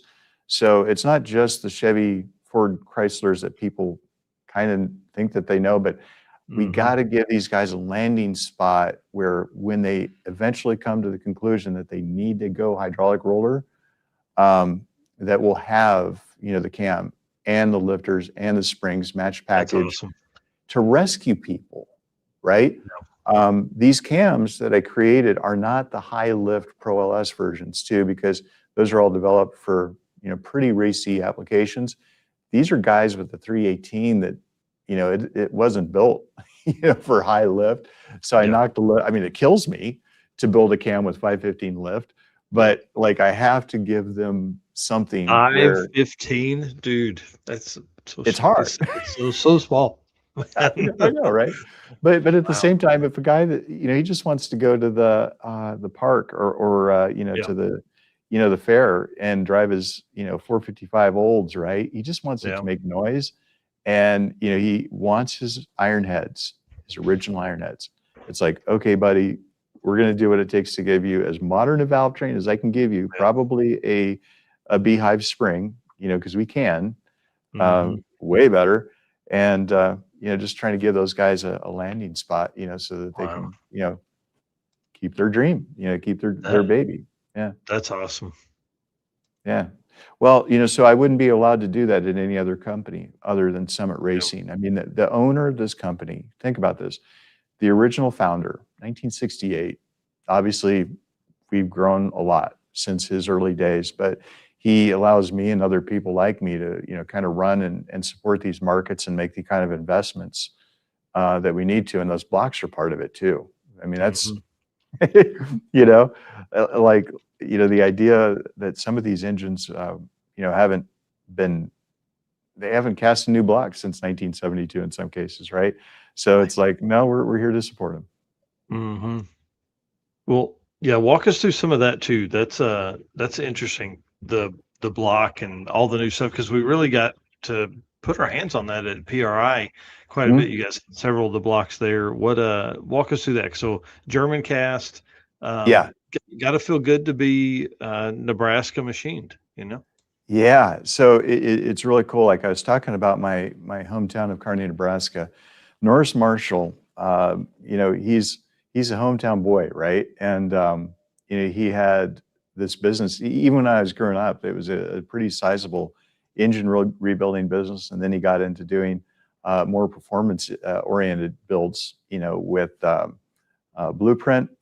And, it's a partnership, right? It's to do big things costs a lot of money. And, I'm proud to say that, we saw, what needed to happen to support all the racers out there who need the basic building block to keep building engines for the next 30 years.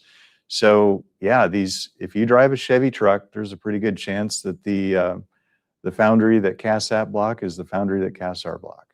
They'll have a lot in common. And then, we're, small block Chevy was first, LS, small block Ford about the same time as LS, and big block Chevy. And we've got variants coming through right now, but our goal is, essentially be able to support, it's not just the end user and the racer, but it's also, the machinists and engine builders, which, are we a competitor? I guess maybe sort of, but, we all need the building blocks for us to survive the next 2-3 decades and, keep building. That's the whole point. Well, I think one cool thing is as companies are willing to invest in people that will take that time and make those engineering moves and do that kind of stuff, it increases the whole sport. I mean, anytime nerds are into cars, man, it's awesome. Absolutely, man.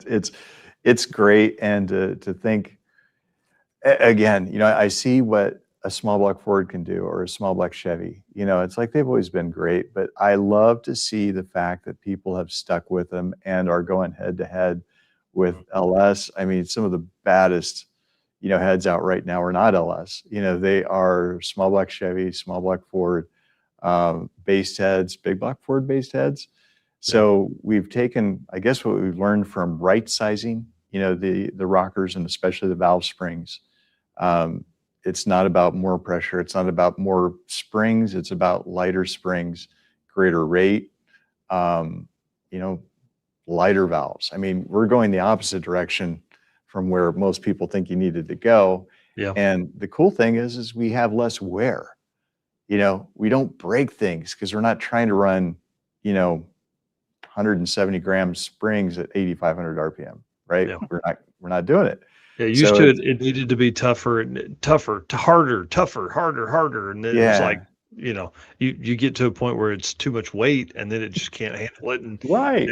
Now we're going the right direction. It's pretty cool. Well, man. And with like awesome. Luke B and any of those guys, they know this stuff too. And, one of the things about the School of Automotive Machinists they taught me is if you can just kind of latch on, to those guys, that are willing to share with you, you can be pretty successful if you just learn who to listen to. That's a big one. In this world that we live in with the internet and AI, I had to tell a guy an hour ago. He goes, I'm looking at one of your cams, and apparently this is like the biggest thing that I can run without having piston to valve clearance issues, and it's a 212 at 50 cam. And I'm like, nah, you can go quite a bit bigger than that. You could go up to this cam. And he goes, and his next thing was a screenshot of AI telling him he can't run this cam. And I had to reply back to the young man. It's like, AI has never built an engine, man, and so that's the world that we're living in right now. But think about that. He effectively would have been running a cam 20 degrees smaller than he needed to. It's like my dad putting 0 degrees of timing in something, right? It's like, because he was, listening to the wrong sources, right? And that's one of the things about Summit is when I joined this company, I got to tell this story. I walked into this floor here, right? And it was a sea of gray hair. And I'm like, I could have a long career here. This is a bunch of old guys, in their 50s and their 60s that they want to talk. Tommy Dupree was one of the first guys you saw. I get it. Yeah, well, right. He was a young man back then, right? But no, I'm just saying, like, if you've got wisdom and you are cool sharing it with people, you've got a job here, right? You've got something that a younger kid just doesn't have, right? Mm-hmm. So I'm like, this is a pretty good place, for me to, maybe live out my years, right? So spend kind of a some neat time. story. Yeah, right. That's awesome. Sorry, Tommy. I love you, buddy. Well, we've talked about blocks. We've talked about cams. Tell us a little bit about the precision cast cylinder head lineup that you guys have. Yeah, so that's an interesting one too. TrickFlow is. I'm not going to use the word subsidiary. I'm going to use the word it's a sister company, right? Brother company, whatever you want to use. So TrickFlow is about 5 miles down the street, and it's manned by guys that really know their stuff. And so we've always carried their stuff, and it's good. We carry Brodix and Dart and AFR and several others as well. But I've been watching the influx of China castings now for a long time. And the fact is a lot of these castings are really, really good. We saw it during COVID that these foundries were essentially the old guys that knew how to cast stuff, went home and retired. They didn't come back after COVID, right? So it's a pretty bad deal if you needed castings here in the U.S. And these castings from China were looking really good. They are precision cast, right? They are very good. Now, my problem with them is anybody that does cylinder head work knows that, if you drop a valve seat, you're done, right? That thing that you just took out that guy's $25,000 motor, and it's kind of the same for guides. And I saw a lot of companies making mistakes with, dropping seats and locking up valves and bad things happening. So it was a long, long time before I would even think about putting the Summit name on a China casting head. And we had the TrickFlow, so we were all American there. But at the same time, not everybody, let's face it, they don't have the budget for that stuff. Another whole story, right? But I wasn't willing to deal with something where it was the seats and guides were done in China. That was below what I was willing to do. So I found a US vendor here in the States that does that work to those China castings, and they're a very trusted, good name. And I'm like, okay, I can work with you guys. And so we created the precision cast lineup here a few years ago, and that was kind of like our baseline. We've got some other cool stuff in the works right now on heads. Again, not saying anybody's really doing it wrong on heads, but I don't think the latest technologies have been applied to those heads. So I'm going to be doing different things with the Summit lineup of heads that have just never been done before. We're going to do it our way, and I think it's the better way, and I'm going to give people data and they can make their choice. So that's kind of what our program is looking like there. That's awesome. That's exciting. Yeah. And then, so the last one here, let's talk a little bit about the turbos that you guys have. Yeah. Okay. So this is a tough one. When we built,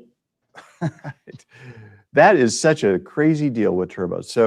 So I think Varen over at VS has done a great job. Like, he's one of our top selling companies here at Summit Racing for turbos. And, I think he did very well with his turbos, because if you had an oiler, he took care of it.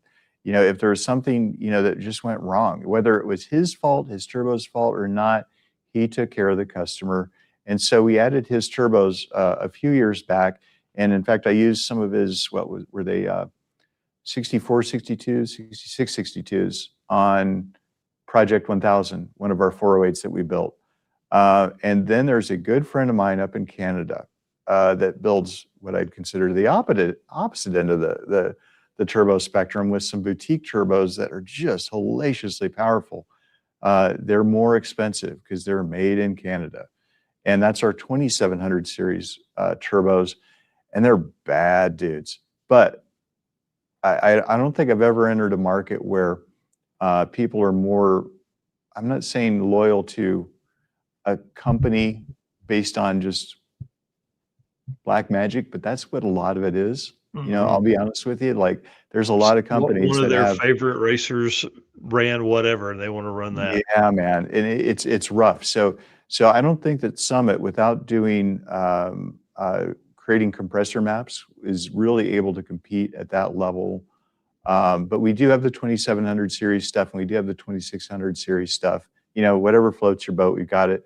One of the cool things that we have been able to do, and I think it's where we're going to do probably best, is with these bolt-in turbos on modern cars, because like 30-40% of all these cars coming off the production, F-150s, any number of cars, they all got tiny turbos on them, and those ones are really easy to make changes to.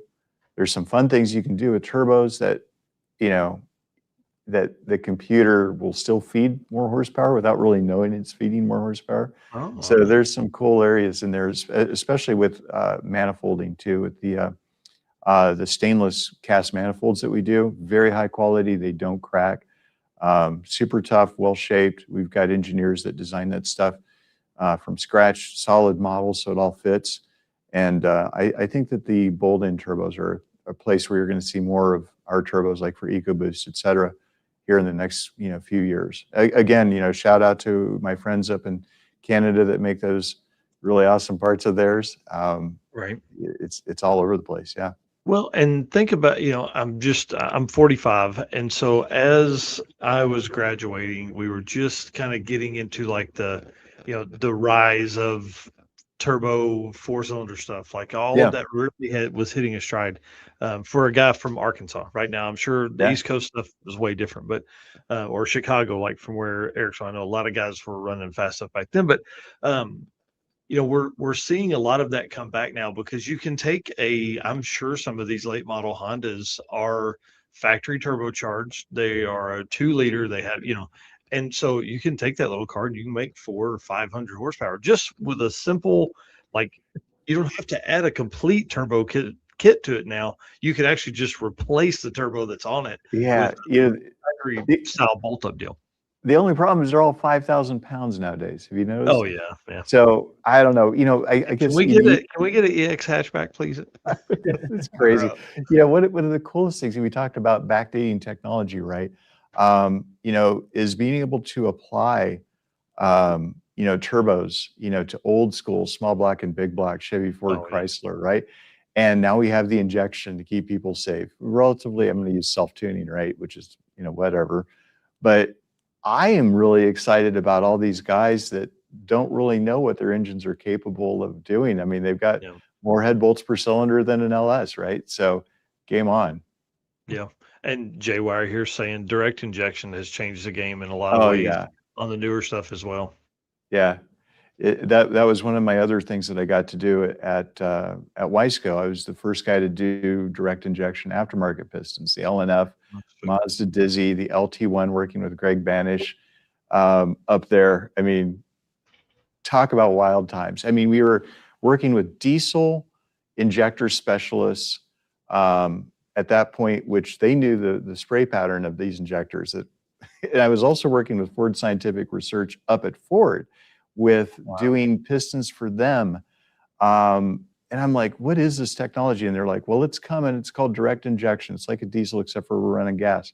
And then I thought, man, this is out 10 or 15 years. It's like, no, it's like 3 years in the future. Yeah. This is fun. So the factory manufacturing manager up at Wiseco, he sees the topography, and I'm going to use that word. It's the hills and the valleys are all nice and smooth, which is great if you do 3D milling. It's great if you have a cast piston, but none of those things run through a factory very quick, forged. So we were the first to use form tools on, big shelf stocking pistons like the LNF and the Dizzy, and then the LT1 to create pistons for those guys. Yeah. Yeah, that's pretty wild. We've had a couple of the guys on from Mali to talk about some of that stuff. Yeah, man, they are great. Just the way that those, again, I love when nerds get involved with hot rods, man. It's awesome. Man. Yeah. They do a heck of a piston for sure. Yeah. Oh, well, we're finally, I feel like as a motorsport, we're finally at a point now where it's not hot rodders that are trying to get somebody to build something for them and creating their own business. It's like, full engineering teams are, attacking that kind of stuff, which is I mean, that's always super cool. Okay, we're a little over, but we've got more stuff to talk about. So I want to do one more ad read, and then I want to talk about a little bit of the summit history and all that kind of stuff. But I did want to show a shot of the project. Project 1000, yeah. Yeah, Project 1000. So tell us what this was, and then we'll go into the last segment of the show. So this engine was all Summit stuff, just a 6-liter block we took down to the local machine shop here, some trick flow 220s. It had my Pro LS rotating assembly inside. Boy, this engine was interesting for me because I got to take everything that I did not have. Like when I had my recipe of parts all up in there in Excel and I tried to go build this engine, I'm missing this, I'm missing that. It's like, why don't I have these things? So it was really an experiment in, making sure we had all the stuff to fab with, especially, I mean, we added a ton of fab stuff lately, really high quality, by the way, to be able to build systems. I'll put it up against anybody's stuff. So this was just, I mean, it made 1,200 horsepower with a 6662. It was really capped off. Anybody that knows engines know that that is not a great turbo to run. And it wasn't the fault of the turbo. It was my fault because I told my bosses that I just needed to make 1,200 horsepower. I didn't ask for 17, essentially. So I told them I wanted 12, and my buddy Josh Cook over at Trickflow, who that's their dyno. They got 2 dynos over at Trickflow, and they do a ton of validation work. I think, and I'll make this statement, I think they burn more fuel doing validation work than anybody in the aftermarket manufacturing industry. I mean, yeah, there's probably cup teams out there burning more fuel, but TFS does a ton. So he saw that I had some 67s on it, or maybe even 76s. He goes, that's way more turbo than you need. I'm like, maybe, So it was funny. So that thing, I think right around 29 pounds. I mean, it was kind of capped out at 26 pounds, 27, 28, 29. And you could see the pipes there glowing red hot. But we learned a lot. You. Oh yeah, man. And it was fun. So, guys like Matt Happel, we were talking with him and it was just a fun project. The engine still exists, but we're doing other variants of it. It's cool because these engines for like Pat Topolinski and Frankie Foreman over at Engine Power, Gleamy over at Hot Rod Magazine. Now that we got the blocks, now we've got the rotating assemblies, now we got the heads and the valve train. Our goal is essentially to go ahead and twin turbo the world, man, and like get some stupid big numbers out of relatively inexpensive parts. I mean, we know what an LS can do, even stock bottom end, right?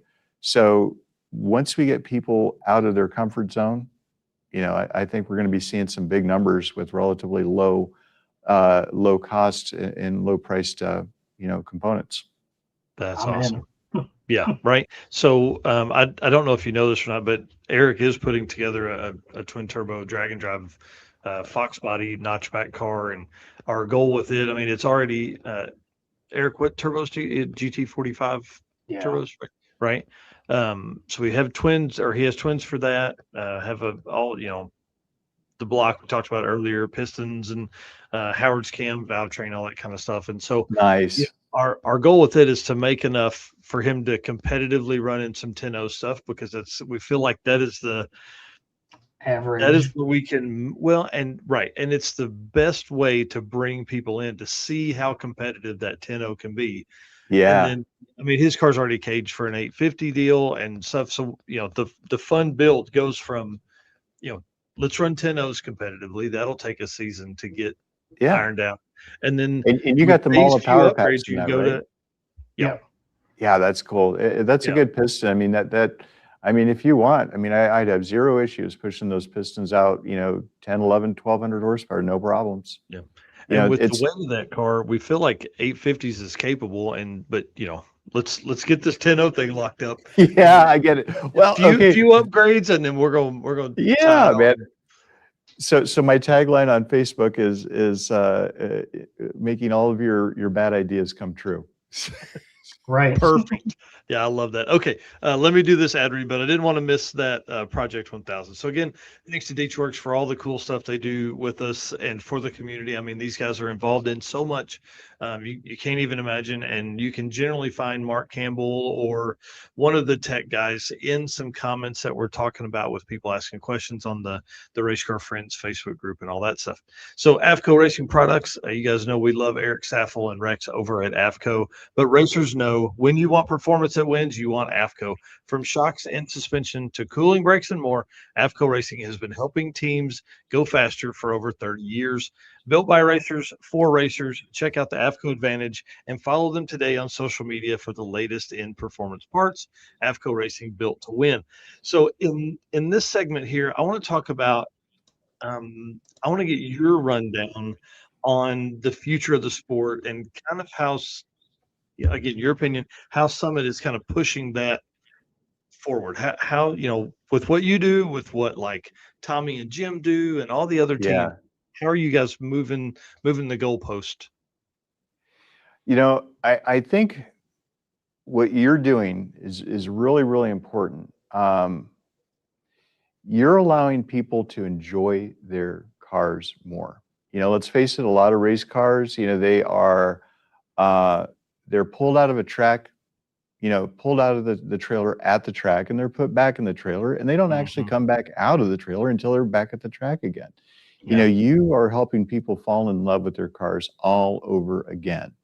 And, when you see how fast some of your competitors are going with old steel, old cars that are going tremendously fast.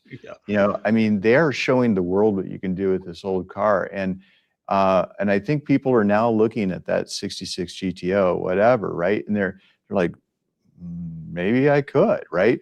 So our goal is to give them the parts that they need to race with. There's a man here that works with me, and he's responsible for helping me, get on board here at Summit Racing. His name is Al Noe, and he does not like to talk about himself, but I am happy to do it for him, because he was one of the key people that was working, with SEMA and trying to work with the regulatory. I mean, let's face it, here it's been really could have gone a bad way. With regulations coming out of Washington, D.C., against the racers. They were this close to making it so you couldn't take a production car and turn it into a race car. They wanted it so people had to build a tube-free race car, and that just isn't happening in America, right? No. That was this close to happening. No. And Al Noe and some other guys here at Summit Racing, they were in there battling. And I got to say, thank God for those guys out there. So they don't want to tell the world or toot their horn about it, but I'll just say there's a lot of things that go on behind the scenes to support our hobby. I do my part with the parts, right? But then you got, also the track sponsorships. This has been a big learning experience because, at when I was with Weisco, Vic Ellinger was really good about, supporting the racers, and I'd help the racers, but we never really sponsored any series or any sanctioning body or really any track. We didn't do contingencies. We just didn't have the manpower to do it. Summit is very, very different about that. So we don't sponsor individual racers much, but we do sponsor the series and the tracks to spread the love. And I don't think, in fact, I'll just say there's nobody that's even a close second when it comes to sponsoring, the racetracks where we all race, and trying to push legislation to make sure we can all, race well into the future. Well, and so, Summit's involved in obviously this show, the news we do on Saturday mornings. They're our title sponsor for the circuit. Tommy and I talk quite a bit, and then you also do a lot of work with the Midwest Drag Racing Series, which you guys are the title sponsor. It's the Summit Racing Midwest Drag Race Series, Pro Mods, Funny Cars, Top and Top. All that kind of stuff there. And then you're also a big part of the Tulsa Raceway Park, which I'm a part of as well.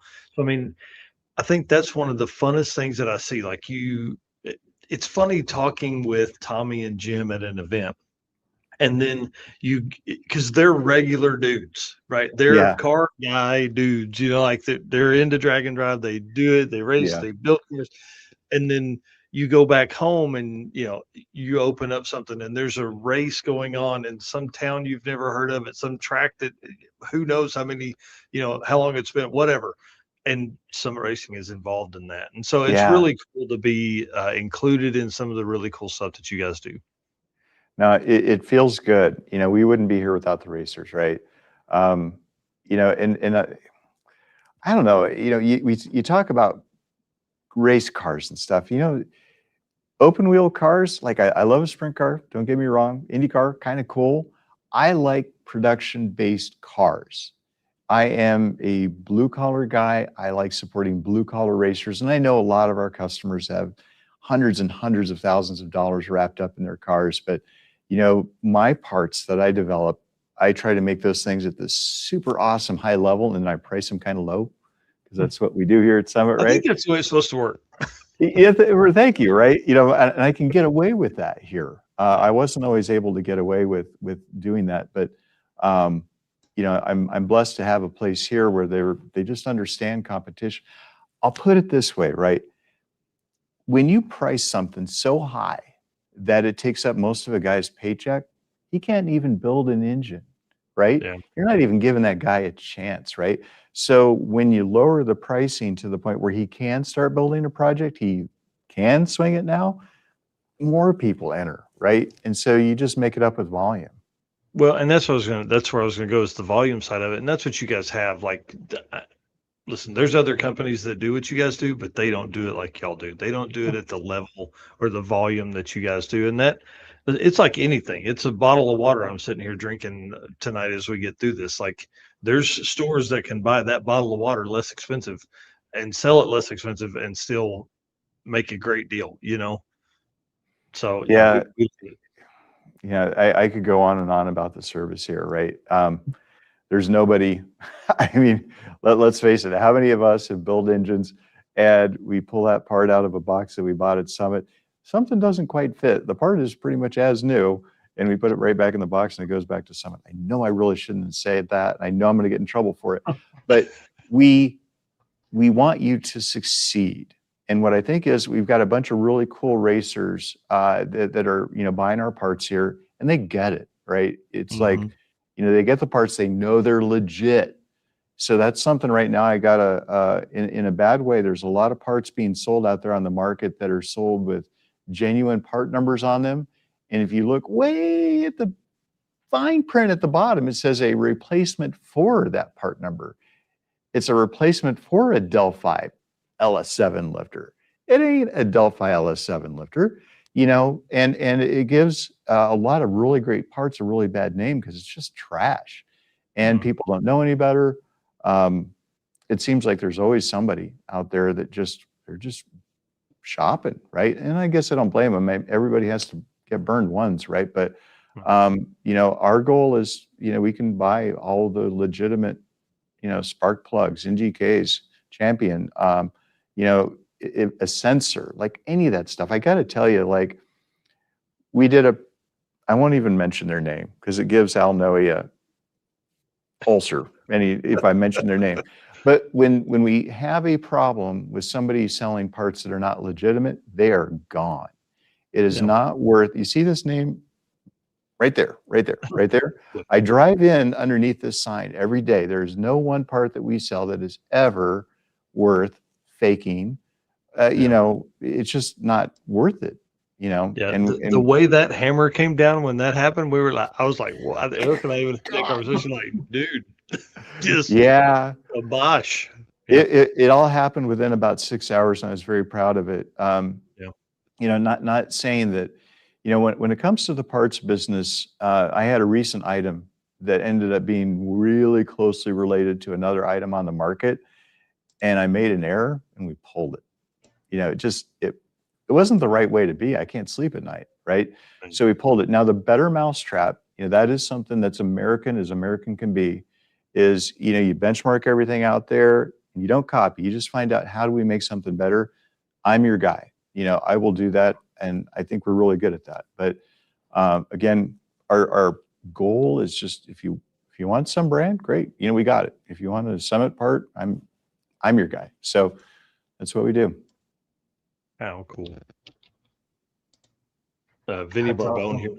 Yeah, Vinny Barbone saying Tommy Dupree, Brian Nutter, Mike Kostick, Al Noe, Justin Wiedemann, our boy Justin. We didn't talk about him earlier, and Alan are and the rest of the Summit Racing crew are amazing people. I Alan was. Miller says Alan R is the best Alan. we got some great guys. I'm looking at everybody going to the event here really quick, and I was up on the dyno with one of them. I'll just say he's Bob, and he drives a Ford that's powered by an LS, right? And he's up on the dyno and he's pushing it. And I was up there, and he was pushing harder and harder and harder, and we're there solving problems with him on the dyno, right? Wow. And I was just kind of giving him the blessing to, like, wick it up, man. You're good to go. These parts are not going to fail, and if they do, I'll make sure it's right. Yeah. We all have to take responsibility the minute that we start racing, right? For our decisions, but at the same time, we try to help. Yeah. Well, one of the things that's really cool is that you guys are still owned by the founder, who understands your business and all of your projects. So I mean, that's incredible right there. It's rare these days, to think about that. I will say, we had probably a reputation as a big box store, back, 10, 20 years ago or whatever it was, right? But, we're pretty hardcore into development, and I think we've done a good job with technology. The owner of this place, I gotta say, like, there are car and racing enthusiasts, every department, sales and tech, obviously, right? But there's service, there's accounting, there's IT. I race with people in IT, and that's a whole other kind of racer right there, right? All through this building, you find these really great enthusiasts that all bring their little thing, geniuses in their own way, all throughout this company, and it's a neat place to work for that way. That's awesome. I think we probably need to wrap up here pretty quick. Yeah. I appreciate it. It's getting a little rowdy out here. So I'd like to get in the house before we end up having some struggles, but it's been really fun tonight. Like, getting your perspective on a lot of stuff and some history and things like that. The question I would have before we do close, though, is if someone is building something, they're putting together a package, like if we were a blank slate, Eric had a bare block for the Fox body, how does somebody get in touch with someone there to kind of, I guess, go through their plans? Like what's the purpose of the car? What you're going to do with it? What kind of power levels are you looking for? How do they get in touch with someone there? Because it's easy when we need to talk to somebody at, for a cam, or we need to talk to somebody about, pistons. We send them to those guys, but how would they do that with Summit? That is tough. Because again, I was mentioning here I am on Facebook, right? I don't know very many companies that are at that level operating in these places where the racers are, quite like I do, or some of these other guys. So you can often find us in places like that. I know it sounds weird, but that's one place. You can obviously call in or read, some of the tech articles and videos that I've written. I try to make everything packaged, right? So everything has, here's your cam, well, here's your springs, and blah, blah, blah, blah, blah. You need, to assemble things. So that goes a long way too. Again, just, hey, thank you for the opportunity, and any suggestions. I mean, if I wasn't speaking to racers like I do every day, I'd be making horrid decisions. So I'm just saying, right? Yeah. So my only way to remain relevant in this life is to listen to racers every single day. And that's how I learn, right? So again, we're here to solve problems. So, if you can't get a hold of me, somebody can, figure it out. I'm not the only guy. There's a mountain of us, really great tech guys here at Summit. That's awesome. And I think for everybody that's out there, like, have a plan going in. Like, that's why we're really focused on this 10-0 racing. Cause I mean, a car that weighs 3,100 pounds can probably do that with 600 horsepower. Like that Eric's setup should be able to easily breathe that without even leaning on it. So yeah, the cool thing is, like, we're not here to spend your money in bad ways. We're here to help you go as fast as you can go with the parts that are good enough to do the job. There's fancy parts, but then there's parts that are just fine for what you got to go do. And that way you can go spend the money on more critical things. I don't want to see anybody have a failure due to something breaking. So spend your money correctly on things like valve springs, the things that can go catastrophic real quick. Please spend your money there. But hey, I'm fine with a stock LS crank with my rod and piston in it. We know what they can do, right? I'm not trying to sell you a crank. I'm here to help you be successful. And if I can do that, you can stay in the hobby longer, and eventually we'll just work in the long run, right? Well, and the car won't be down as long. You won't take it out one time and tear a bunch of stuff up. And then I was down for 4 years with my LS7. Oh, yeah. I did something horribly stupid, and that's another episode all in itself. But, we'll have to do that. I think what would be fun is maybe next time you're on, we kind of maybe bring somebody on with maybe your son or maybe somebody else within the company, and we kind of down some of those fun tear up stuff stories, because now, like, we've got the hard stuff out of the way. We've introduced you to everybody. We've given you some time to talk, about your life and how Summit and how it all kind of combines. And now we can really have some fun and dig deep on the next time. Yeah. Anything you guys want. I mean, again, I'm just very, very thankful that you gave us this opportunity to just talk about stuff. Yeah. Awesome. We love you guys. We should probably have you on every week, to be honest. All the stuff you guys do for us. We appreciate it a whole bunch. Okay. We're going to put you backstage. If you'll hang tight with us just a second, I'd like to shut the show down and then go over a few things. So cool. All right. Thanks again, Brian. I appreciate you, everybody. Thank you. Dude, how fun. Man, so awesome. Does your brain feel expanded? Like, are my problem tonight is as I'm getting ready to get my engine off and thinking about getting it back, it's like, okay, what do I need? What's this next thing I need? And tonight was really good hearing about the different things and products that they offer, and where things that I can use might be. Obviously I've got a ton of parts already, but what are those things that I am missing, and what's the right direction to go with that? So my brain's been spinning, thinking of all kinds of different things all night. So it's been awesome. Yeah. What I think we need to do is probably create a page on the website and just kind of gather the stuff that you've got. You know what I mean? Like, we kind of keep a running diary, almost a history of that car and where we're at and where what the next step, what parts you've got. And, because as people begin to take a naturally aspirated 6-liter and then they want to do a turbo setup on it, how do they take that car from 12.0 competitive to 10.0 competitive, and then ultimately to 850 stuff. So pretty fun, man. Again, thanks to him for coming on and doing that with us. I appreciate that a whole bunch, and spending an hour and a half. I mean, he definitely didn't have to do that, and he's got to get ready and drive home and all that kind of stuff. So if you want to wrap this thing up, I will say Saturday, Mike Heston was in here earlier. I'll message him here in a few minutes and see if we can get that set up as the guest co-host for Saturday morning's Drag Driver Pete News, presented by Summit Racing. And then next Wednesday night, we'll have Brandon Dollar on of Low Dollar Motorsports. We'll have Nick Reinhardt and Evan Yurkowitz on here to talk about their experience at Sick Week, and then also to talk about, really fast square body Novas. Kind of freaking awesome. So, all right, sir, I'll send us out. All right. Once again, thank you to all of our race car friends that were in here making comments tonight. Awesome conversations, and appreciate each and every one of you guys. And again, 15 days, we'll get to see a bunch of our race car friends for the circuit at Tulsa Raceway Park. I can't wait. And then finally, again, all of these sponsors wouldn't be able to travel even to the circuit and do that.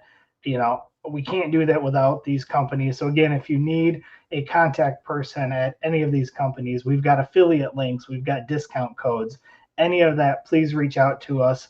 Again, thank you to Summit Racing Equipment, Deechworks, Molly Motorsports, Driven Racing Oil, Howard's Cams, J-Wires Solution, AFCO Racing Products, Performabuilt Transmission, Car Chains 3D, Low Dollar Motorsports, Power Tube TV, and Racing Junk. And again, thank you, everybody. And I will see you guys on Wednesday, and you guys will see Mike on Saturday. Yep. Mike and Mike in the morning. See you guys later.